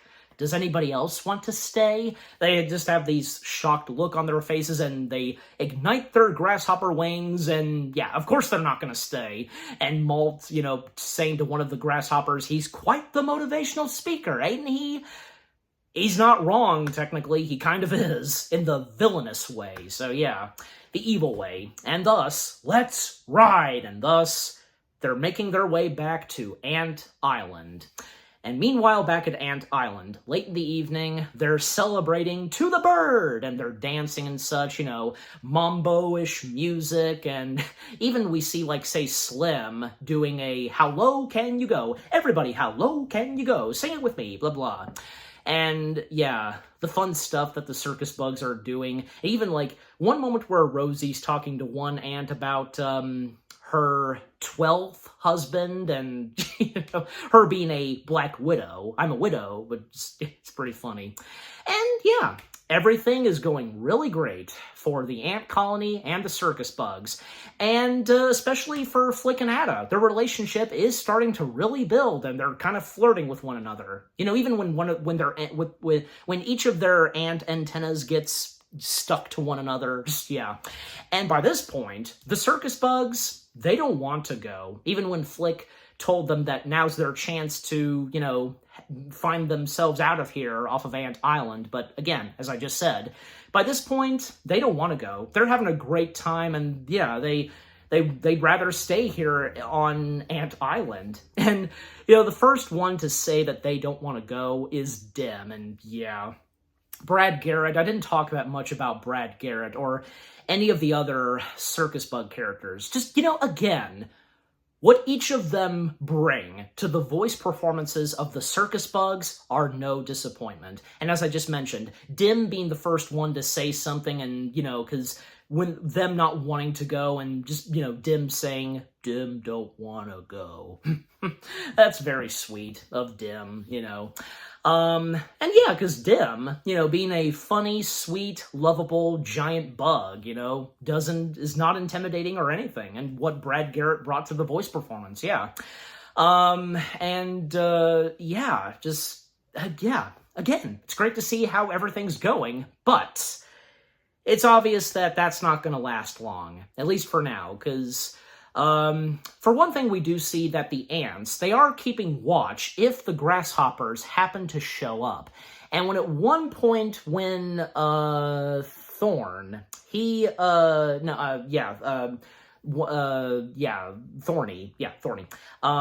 happens to see that something is approaching. Maybe it is the grasshoppers. He sounds off an alarm, and they get into battle stations, the ants, but it's not the grasshoppers. Turns out to be P.T. Flea. Yeah, that's not a good sign. And the circus bugs, they flee to not be seen by P.T. Flea. And P.T. Flea, he's been looking for them because, yeah, and as he says to the ant colony, look, I've been going from anthill to anthill. I'm looking for these group of circus bugs. Have you seen them? And Flick, he recognizes them on the poster and realizes that, oh, this is whom it is, and, this circus that they're from, and so on, yeah. And Flick's trying to, get P.T. Flea and the others to leave and not to have the ant colony get a good look at the poster and such, yeah. But ultimately, P.T. Flea does spot them when the circus bugs, they were hiding they were covering themselves with a piece of a leaf, but that didn't work out when they made a noise. The spotlights are put on the circus bugs. P.T. Flea informs them that he's been looking for them everywhere, and because Flaming Death turned out to be a huge hit, P.T. Flea discovered that everybody loved the Flaming Death act, and thus he wants to rehire them, and thus they can do the Flaming Act, and so on. And yeah, right there and then, the circus bug's cover is blown. And when P.T. Flea, he doesn't keep his mouth shut. And did I forget to mention that out of all the characters that John Ratzenberger has voiced, every single character he's voiced, him being the Lucky Charm of Pixar, keep that in mind, out of all of them, his favorite is P.T. Flea. And despite what P.T. Flea does at times, he's still a funny, enjoyable character. Yeah, and with what John Ratzenberger, what he brought to the voice performance of P.T. Flea, no doubt. So yeah, again, the circus bugs' cover is blown, their identity is revealed, and to make things worse, thanks to Francis, when he slips it out of his mouth, hey, we really thought it was good, that Flick's idea was gonna work. Now, they discover that Flick knew this, and yeah, Francis is like, oops, and yeah, it's not like he said it intentionally, it just slipped out.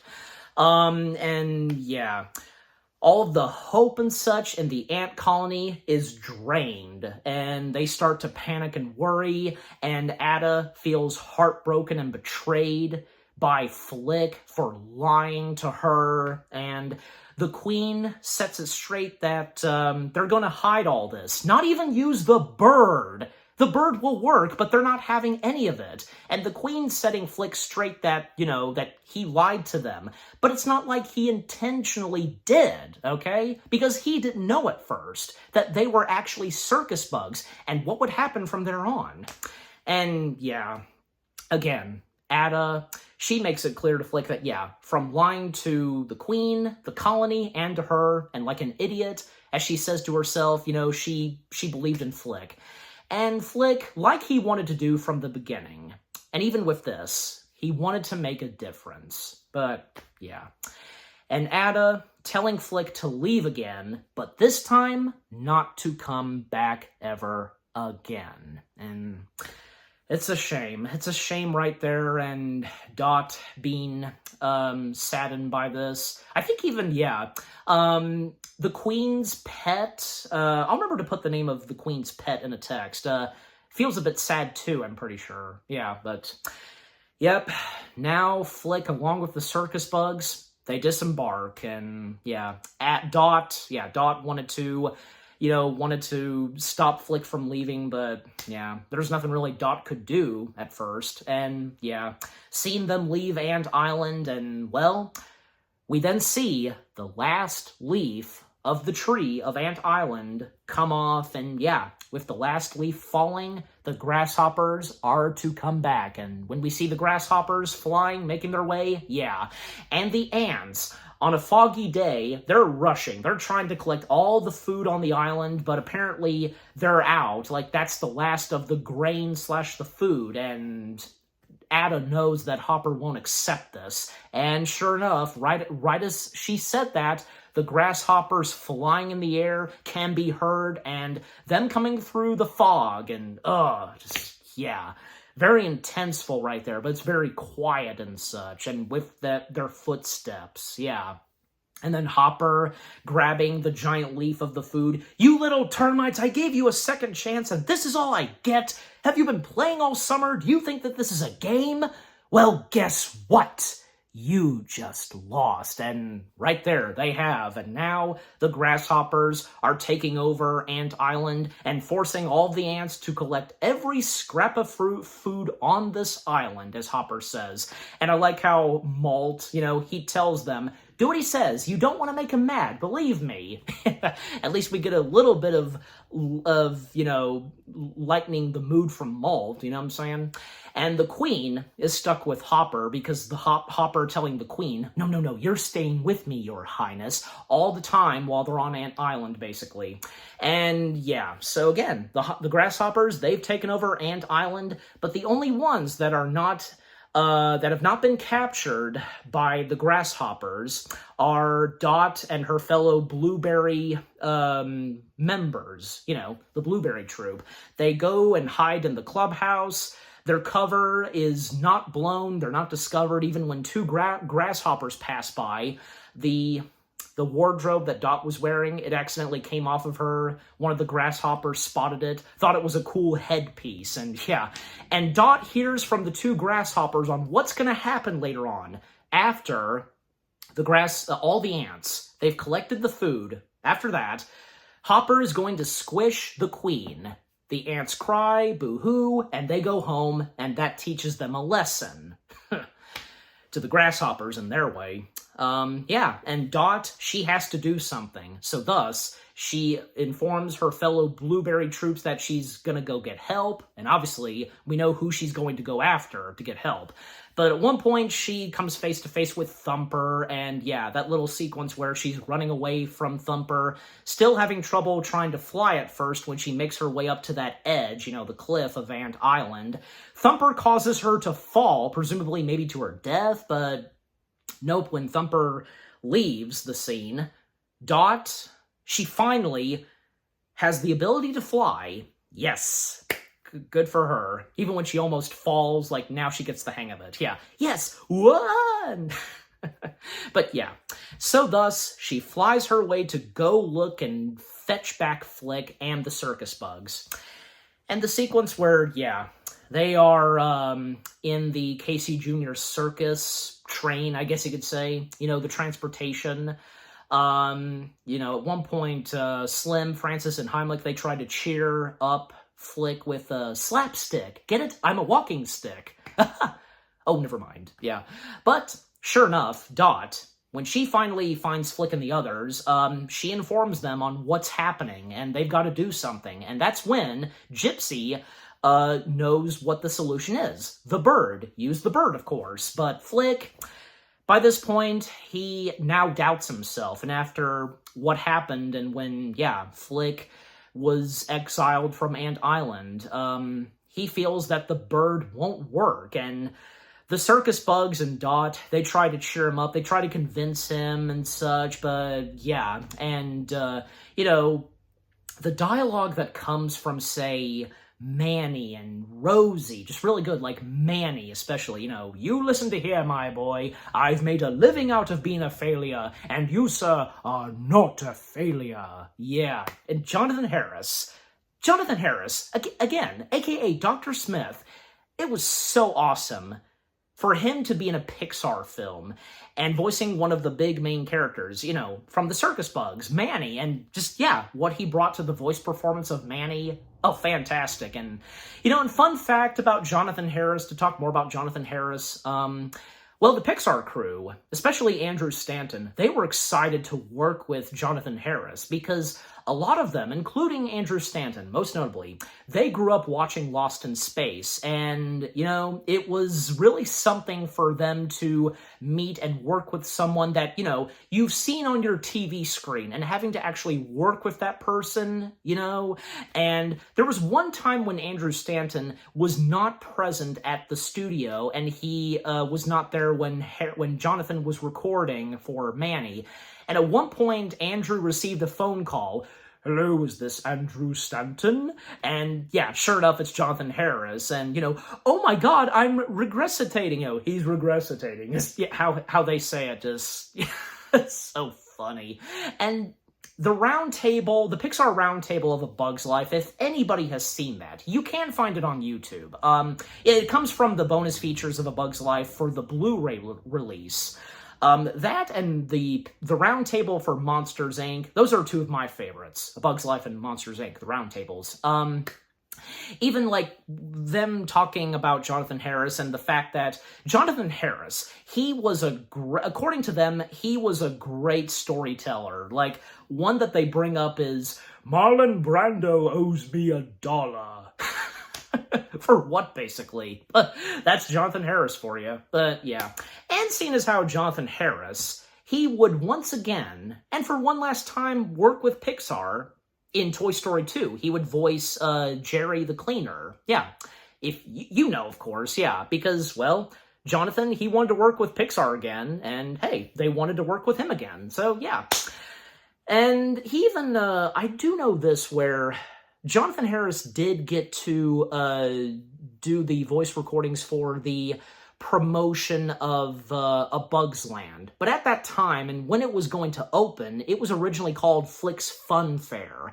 And it can be seen, most notably, at the very end of the Monsters, Inc. VHS. But of course it can be found on YouTube. I'm sure you know exactly what I'm talking about. And yeah, Jonathan Harris voices the announcer promoting Flick's Fun Fair. Ah, lovely. So, yeah. How fitting, because it's Manny who's doing that. But anyways, so like I said, the dialogue that Manny says and what he says to Flick, I've made a living out of a failure, and you, sir, are not a failure. And then Rosie stepping in, telling Flick that, he's done so many good things. And Flick asking all of them, show me one thing I've done right, I've done good, etc. And Dim says, us. The circus bugs, referring to them, rekindled and so on with what has happened to the circus bugs all that time, and when things were looking good for them on the Ant Island. And when Slim mentions to Flick, and if it wasn't for you, Francis would have never gotten in touch with his feminine side. And Francis, he was almost like, oh yeah? Well, you know what? He's right. Because, yeah, he did get in touch with his feminine side thanks to the Blueberry Troop, yeah. But, that's not enough for Flick, and he still feels down. And then Dot takes it upon herself to go and fetch a rock, and, saying to Flick, pretend it's a seed, okay? And we see the sunlight coming out, and yeah, right there, Flick, he's now convinced, and yeah, and especially right there, that's what did it for him. The whole thing on pretending the rock is a seed. And Francis asking, what's with the rock thing? And Slim, his response is, must be an ant thing. And when it's picked up again very later on at the end of the film, when I get there, the whole rock thing. But anyways, so now Flick is up on his feet and is ready to help, save Ant Island and so on. And their first order of business is to hold PT hostage and such. Yeah. And then, yeah, they've made their way back to Ant Island, and they already have the plan set up. Well, basically, Flick and Dot, they go to the Blueberry Troops, and, well, they're basically going to make their way up to the tree to go to the bird. Meanwhile, the circus bugs, they put on an act and a show for the grasshoppers, and it goes pretty well, even when, Hopper sees that, that this will be really good and funny, because he was almost about to have the circus bugs be squished, but when Tuck and Roll stepped in, yeah, this convinced Hopper, and, even when Slim came up with, saying to Hopper and the others that we were invited by Princess Ada as a surprise for your arrival. And, of course, yeah, Hopper, after, finding it amusing with Tuck and Roll when they get into a little tussle, they enjoy some entertainment. Yeah, looks like you did something right for once, princess. But unbeknownst to Hopper and the grasshoppers, yeah. So, the circus bugs, they perform on with the show, and the grasshoppers, they're having a good time with it. They're actually enjoying it. But meanwhile, yeah, Flick, Dot, and the other kid ants, them making their way to the bird figure, and even the other ants who are being held hostage and such, and, well, after they collected the food, they were rounded up and such, they do notice that Flick and the ant kids, they're making their way up to the tree. And at one point, when it comes to, because the performances that were happening with the circus bugs, like, bubble all gone, baby wants pie, the whole pie act, that was pretty funny. And Slim's joke when, he does a bit of juggling, say, how many roaches does it take to screw on a light bulb? Can't tell, and such. Yeah, it's pretty funny. So then, when it comes to Manny and Gypsy's act, the fortune, Chinese box of fortune magic act, and Manny looking for a volunteer, and he turns his attention to the Queen, and Thumper, stepped in, but, Hopper ordering Thumper to, step down. Thumper, down, let her go. Maybe he'll saw her in half. At least Hopper knows what this is, and, will allow the Queen to be the volunteer, but little does he know, so, yeah. So thus the Queen getting in the Chinese box of fortune, but she actually doesn't, because she hides behind Dim, inside of his wings, and apparently there's gonna be an incoming storm, like rain and such. It'll be coming in very soon. And the ants, they're worried that the rain might damage the bird, but Thankfully, that doesn't happen, because, yeah, the rain doesn't show up until very later on. And when Gypsy emerges and such, and she and Manny take a bow, she's basically giving the signal to Flick and the ants to start up the bird, and yeah, they do so. But unfortunately, a boulder is stuck and is not able to roll and to, have the bird be ignited and so on. And the cover is almost blown when Hopper notices that, yeah, the queen is nowhere to be seen, and as the Chinese box is being moved, and, wait, where is she? And Gypsy trying to make an excuse and to tell Hopper that a magician never reveals his secrets, and Malt agreeing to this and, trying to convince Hopper, his brother, on this, but Hopper throws a grain at Malt and, shutting up. And the two kid ants that were, trying to ignite the bird, they're having trouble, but then they go for these, hammers, to hit the twig. And just in the nick of time, the bird is ignited, even when, Hopper, just demanding to know where the queen is, even when he was strangling Manny. And sure enough, the bird coming down, Hopper and the grasshoppers terrified, and the ant colony and the circus bugs, they play along, and that small sequence where, the bird's flying around, Flick's having a great time flying it, and it's working so far, even, causing a few grasshoppers to retreat, and Hopper being a scaredy cat, don't let it get me. And then some of the bugs from Slim, a few of the ants, and Heimlich, they pretend as though that they got wounded by the bird, using poison berry and making it look like it's blood. It's pretty funny.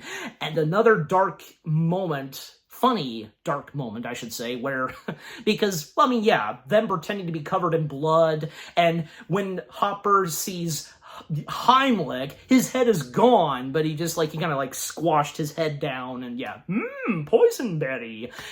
But then, Flick, he's controlling the bird, and in the back of the bird, the ant kids, they're piloting the wings, which is really cool.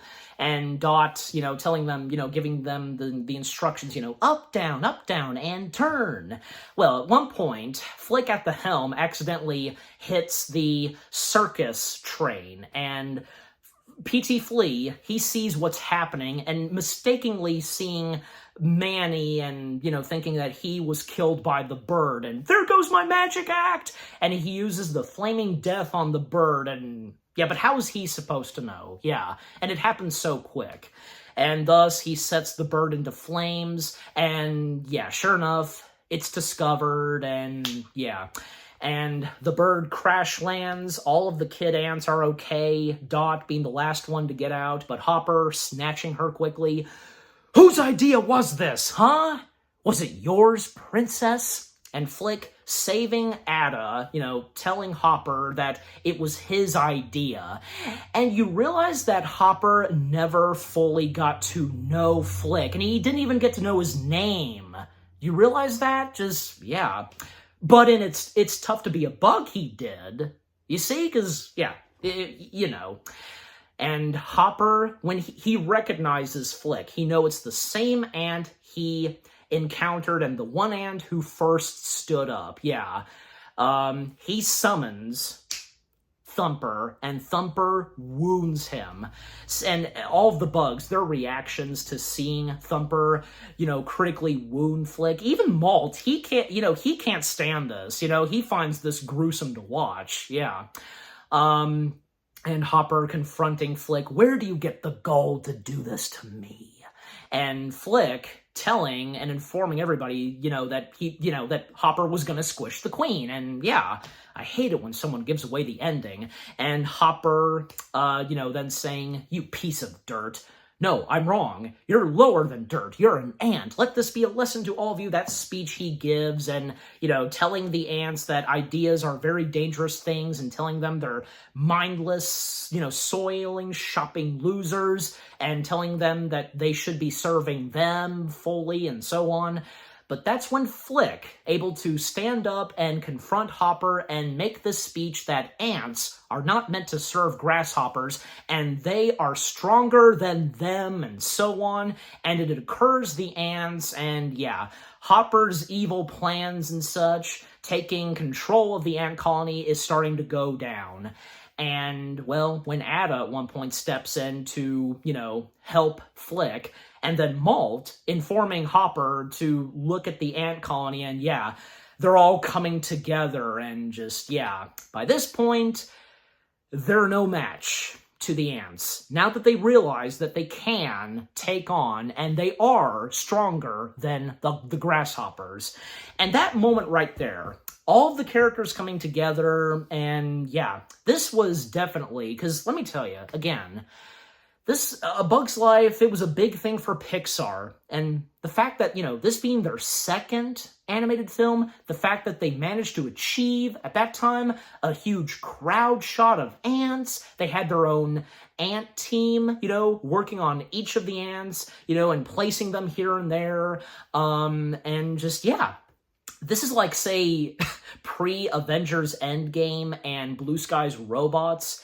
If you think about it, just, yeah. So, all of the ants, including the circus bugs, coming together, and, the grasshoppers and Malt, they're stepping back. All this was such a bad idea. And Ada addressing to Hopper that the ants pick the food and the grasshoppers leave, all of the ants charge, and a Casper the Friendly Ghost moment where Malt, because at times in the film, we would see Malt shed his grasshopper skin, he's molting. Well, right there, he screams and he panics like, yeah, his entire, skin that he was molting, it comes off of him and just, yeah, that's like a Casper the Friendly Ghost moment. And how John Lasseter explained it in the commentary. All of the grasshoppers are retreating, Dot confronting Thumper this time, but with the help of Dim roaring like the T-Rex from Jurassic Park, and Thumper running away like a dog, just, when he whimpers like a dog. And yeah, Hopper's the only one left there. Yeah, so... And thus, all of the ants, they take Hopper to the cannon, and they're about to launch him in the air, and yeah, happy landings, Hopper. And we do see that P.T. Flea is joining them. Like, Manny and Gypsy, they point that, yeah, Dim is going to send him flying, so yeah. But all of that is interrupted when lightning and thunder hit, and then it starts to make its way. The rain. Yes, the rain. And this should have gotten the Guinness World Record, because if any of you happen to know this, in the Guinness World Record, I believe, yeah, for 1998, in the Guinness World Record book, one of them being achieving water in computer animation, that went to ants. But it should have rightfully so gone to A Bug's Life. They should have gotten that. Well, again, having, ants come out first, coming out a month before A Bug's Life, and if you remember in Ants, there is some water and such, so, yeah. And besides, another fun fact is that the rain in A Bug's Life, it took them 4 years to do. Seriously. They should have gotten that in the Guinness World Record book. But again, ants taking that totally sucks. But anyways, and not to dwell on it, continuing, because yeah, the rain emerges, and because the way the rain is done in A Bug's Life is pretty good, and from the bug's point of view, it's like bombs dropping and such, and they even make the sound of it. And at one point, Hopper, he sees Flick, and, well, in total rage and his evilness and such, and, well, when Dim is hit by a big raindrop and hitting the cannon, Hopper kind of, making his way so where Dim is falling, yeah, he flies out of the cannon, ignites his grasshopper wings, and, snatches Flick and goes flying. And then Slim, Francis, Dim, Rosie, Tuck, Roll, Heimlich, they go after Flick, and yeah. But Francis and Slim, they're left behind. Like, they're unable to catch up to them because Slim, he got trapped and got stuck, to be more precise, in the branches of the tree. It's pretty funny, and, I'm the only stick with eyeballs. I love that part. And Rosie, throwing tuck and roll, they're trying to slow down and stop Hopper grabbing his antennas, but they unfortunately lose Flick and Hopper when, going through these twigs, and they get stuck. And, well, tuck and roll, they manage to grab a hold of one of his antennas, and right there, that's just the beginning of Hopper being torn apart. But we're almost there.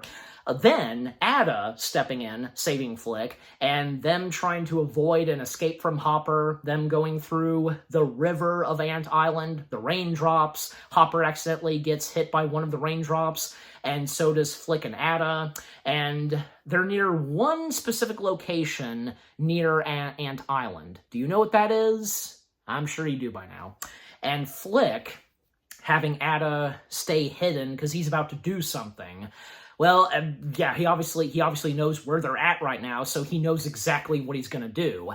And Hopper stepping in, and you think it's over, and then grabbing Flick by the neck, and, I'll get more grasshoppers and be back next season, but you won't. I love that right there. Just how, really shows you how psychotic and evil Hopper is right there. And with Kevin Spacey's fantastic voice performance, you can hear it in his voice. Yeah, Hopper, just, oh, it's so good. And before, Hopper really about to choke Flick to death, out pops the bird. And right there and then, Hopper, he's done for. He's completely done for. And he thinks that this is another one of Flick's bird tricks.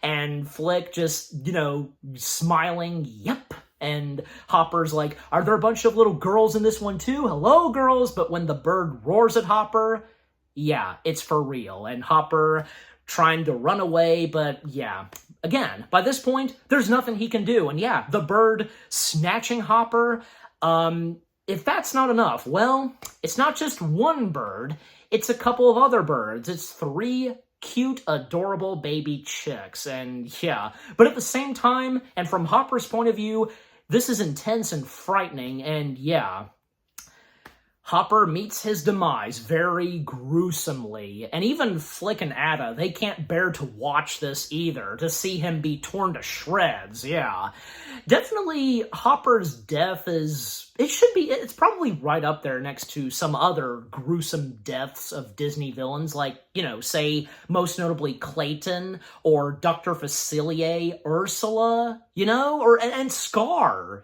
He was eaten to death by the hyenas, so, but anyways.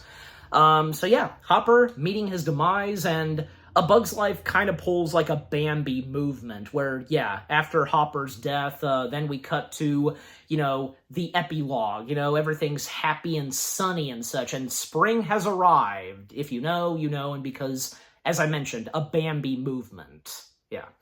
So, by this point, everything's better than ever on Ant Island, and again, as I said, spring has arrived, and we see a group of ants, including Thorny, now using Flick's contraptions to, get the grain. Now they like and appreciate his talent, him being an inventor and using his contraptions. It's about time. And especially by this point, they've now come to really like and appreciate Flick and such.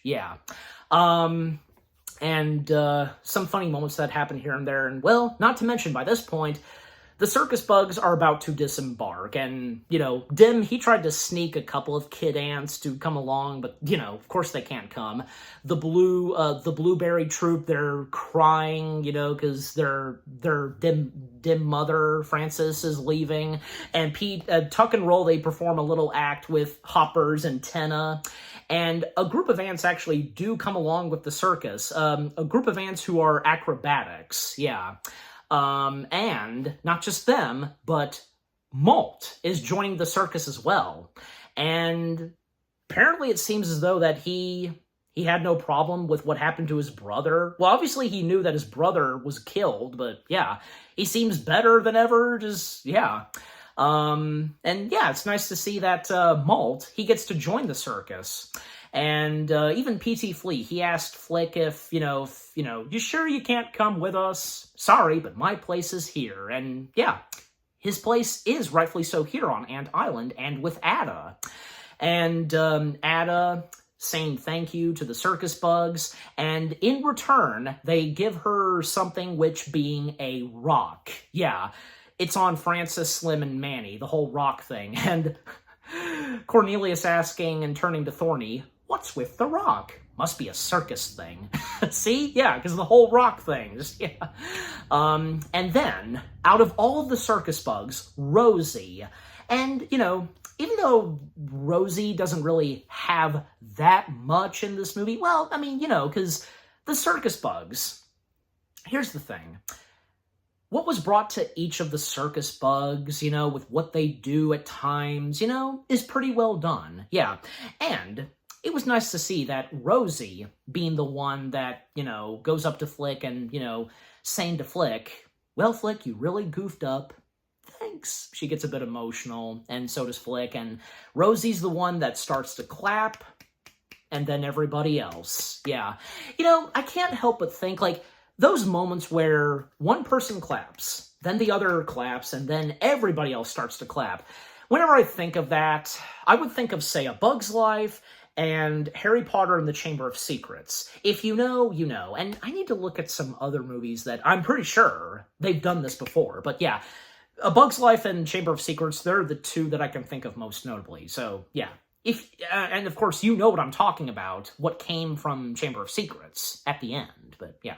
So, everybody starts to applaud, and yeah, a great moment for Flick right there. Everybody now accepting who he is, they appreciate him. Flick gets the girl, which being Ada, and Ada is now crowned the next queen.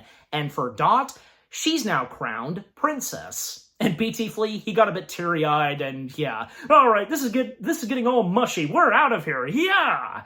And with the aid of Dim, he has the Casey Jr. circus train flying in the air. Some of the kid ant boys, they're amazed by what they're seeing, and Rosie shouting to them, see you next season. So it's established that, yeah, this isn't goodbye forever. The circus bugs, they would sometimes come back, the next season and such. So, the circus bugs disembarking, except for one, and Slim pointing out, oh, we forgot Heimlich! And we see Heimlich, he, by this point, was in a cocoon, and he finally became a butterfly.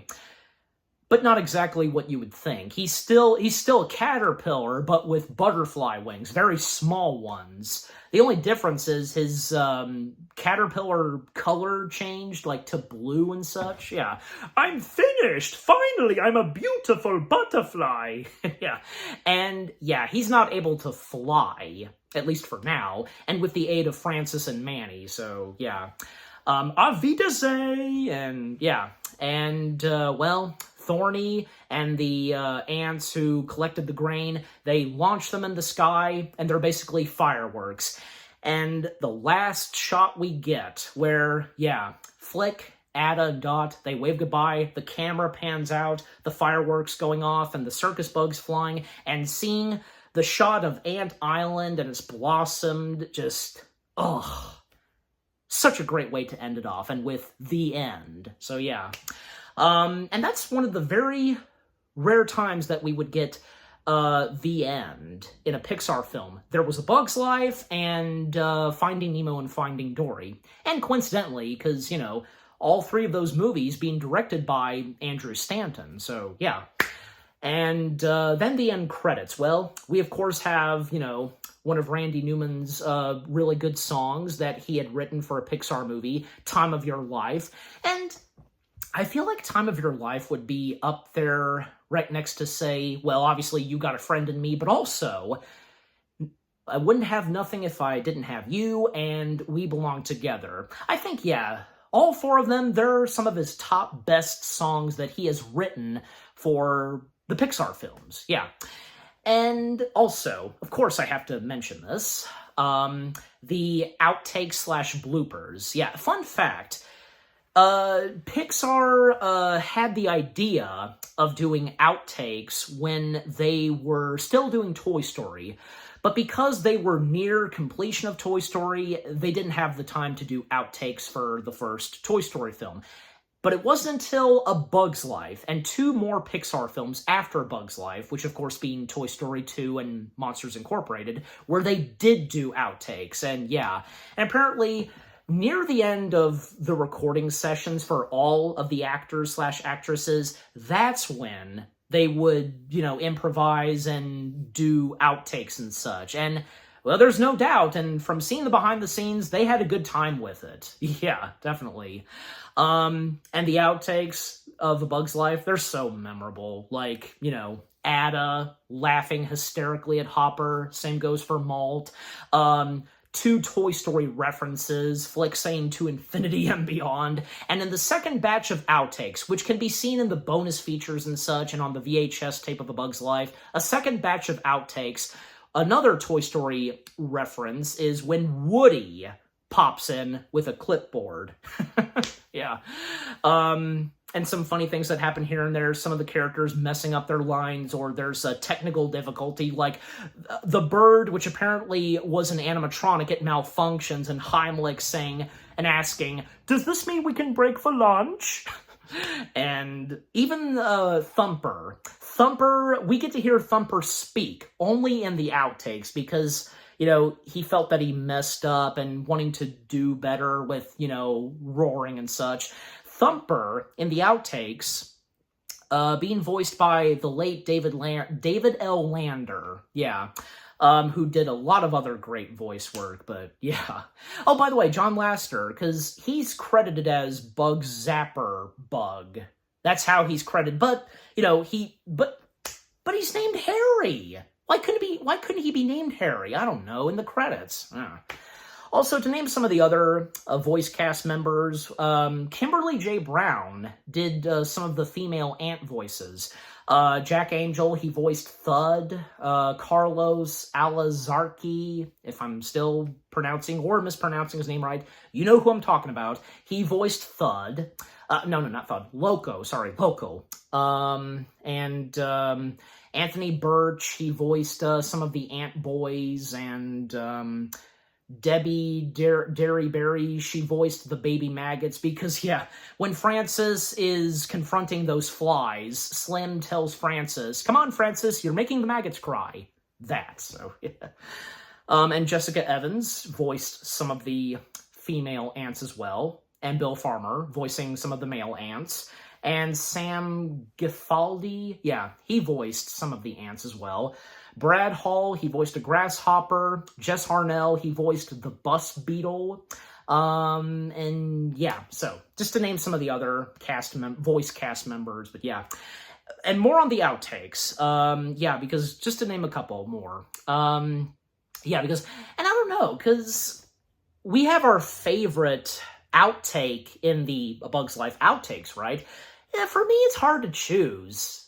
For me, I guess I enjoy the entirety of the outtakes. I do know this, that some of those at Pixar and the behind the scenes of the outtakes, they share their favorite outtake. Even Thomas Schumacher, he shared his favorite outtake where P.T. Flea, him saying, "In 15 seconds, he accidentally hits the camera. And a little mark on the camera comes from P.T., a stain.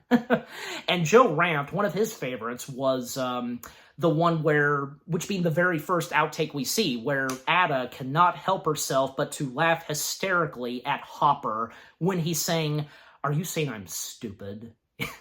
And Julia Louis-Dreyfus, according to Joe especially, Julia Louis-Dreyfus really nailing at making a fake hysterical laugh. Like, it's like she's actually cracking up. She's so good at that.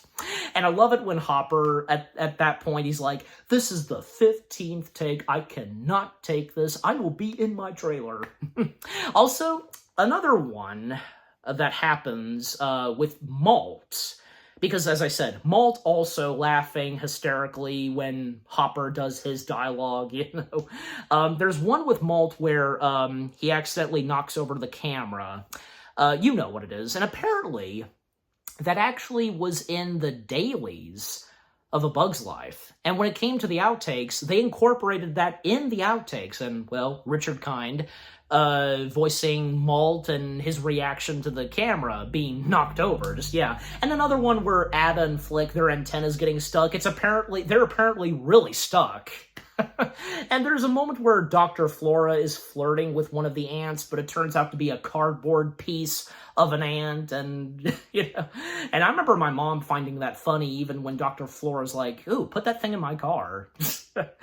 And in the second batch of outtakes, a couple that I can think of and to mention, well, I already mentioned the one with Woody, but also, where, like, say, yeah, apparently Francis has something in his nose, because when Slim was saying, Francis, your boyfriend's from the...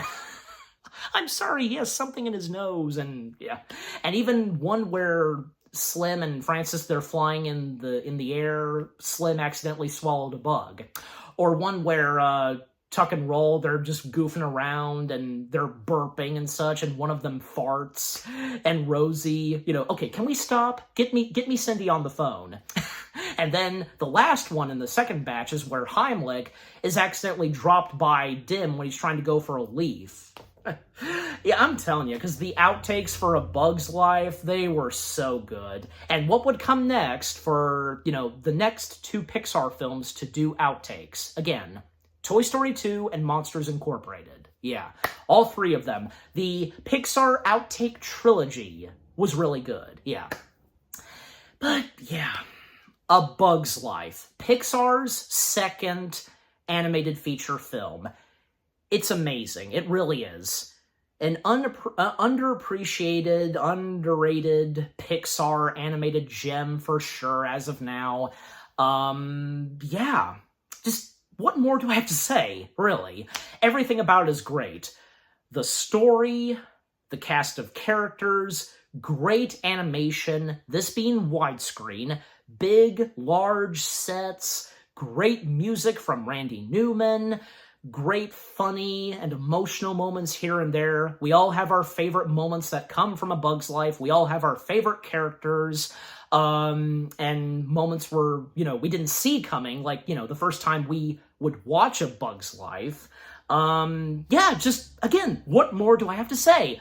Disney and Pixar's A Bug's Life. It's a masterpiece, an underrated Pixar animated gem / masterpiece without a doubt.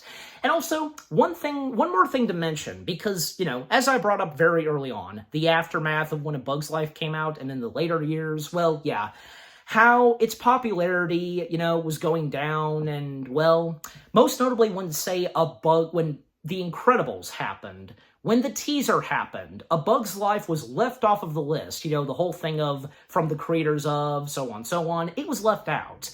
A lot of the animators who started off, doing A Bug's Life, they were upset by this. And in response, Pixar held an A Bug's Life Appreciation Week. And at the very last day, they did a dramatic reading of A Bug's Life, reading the script.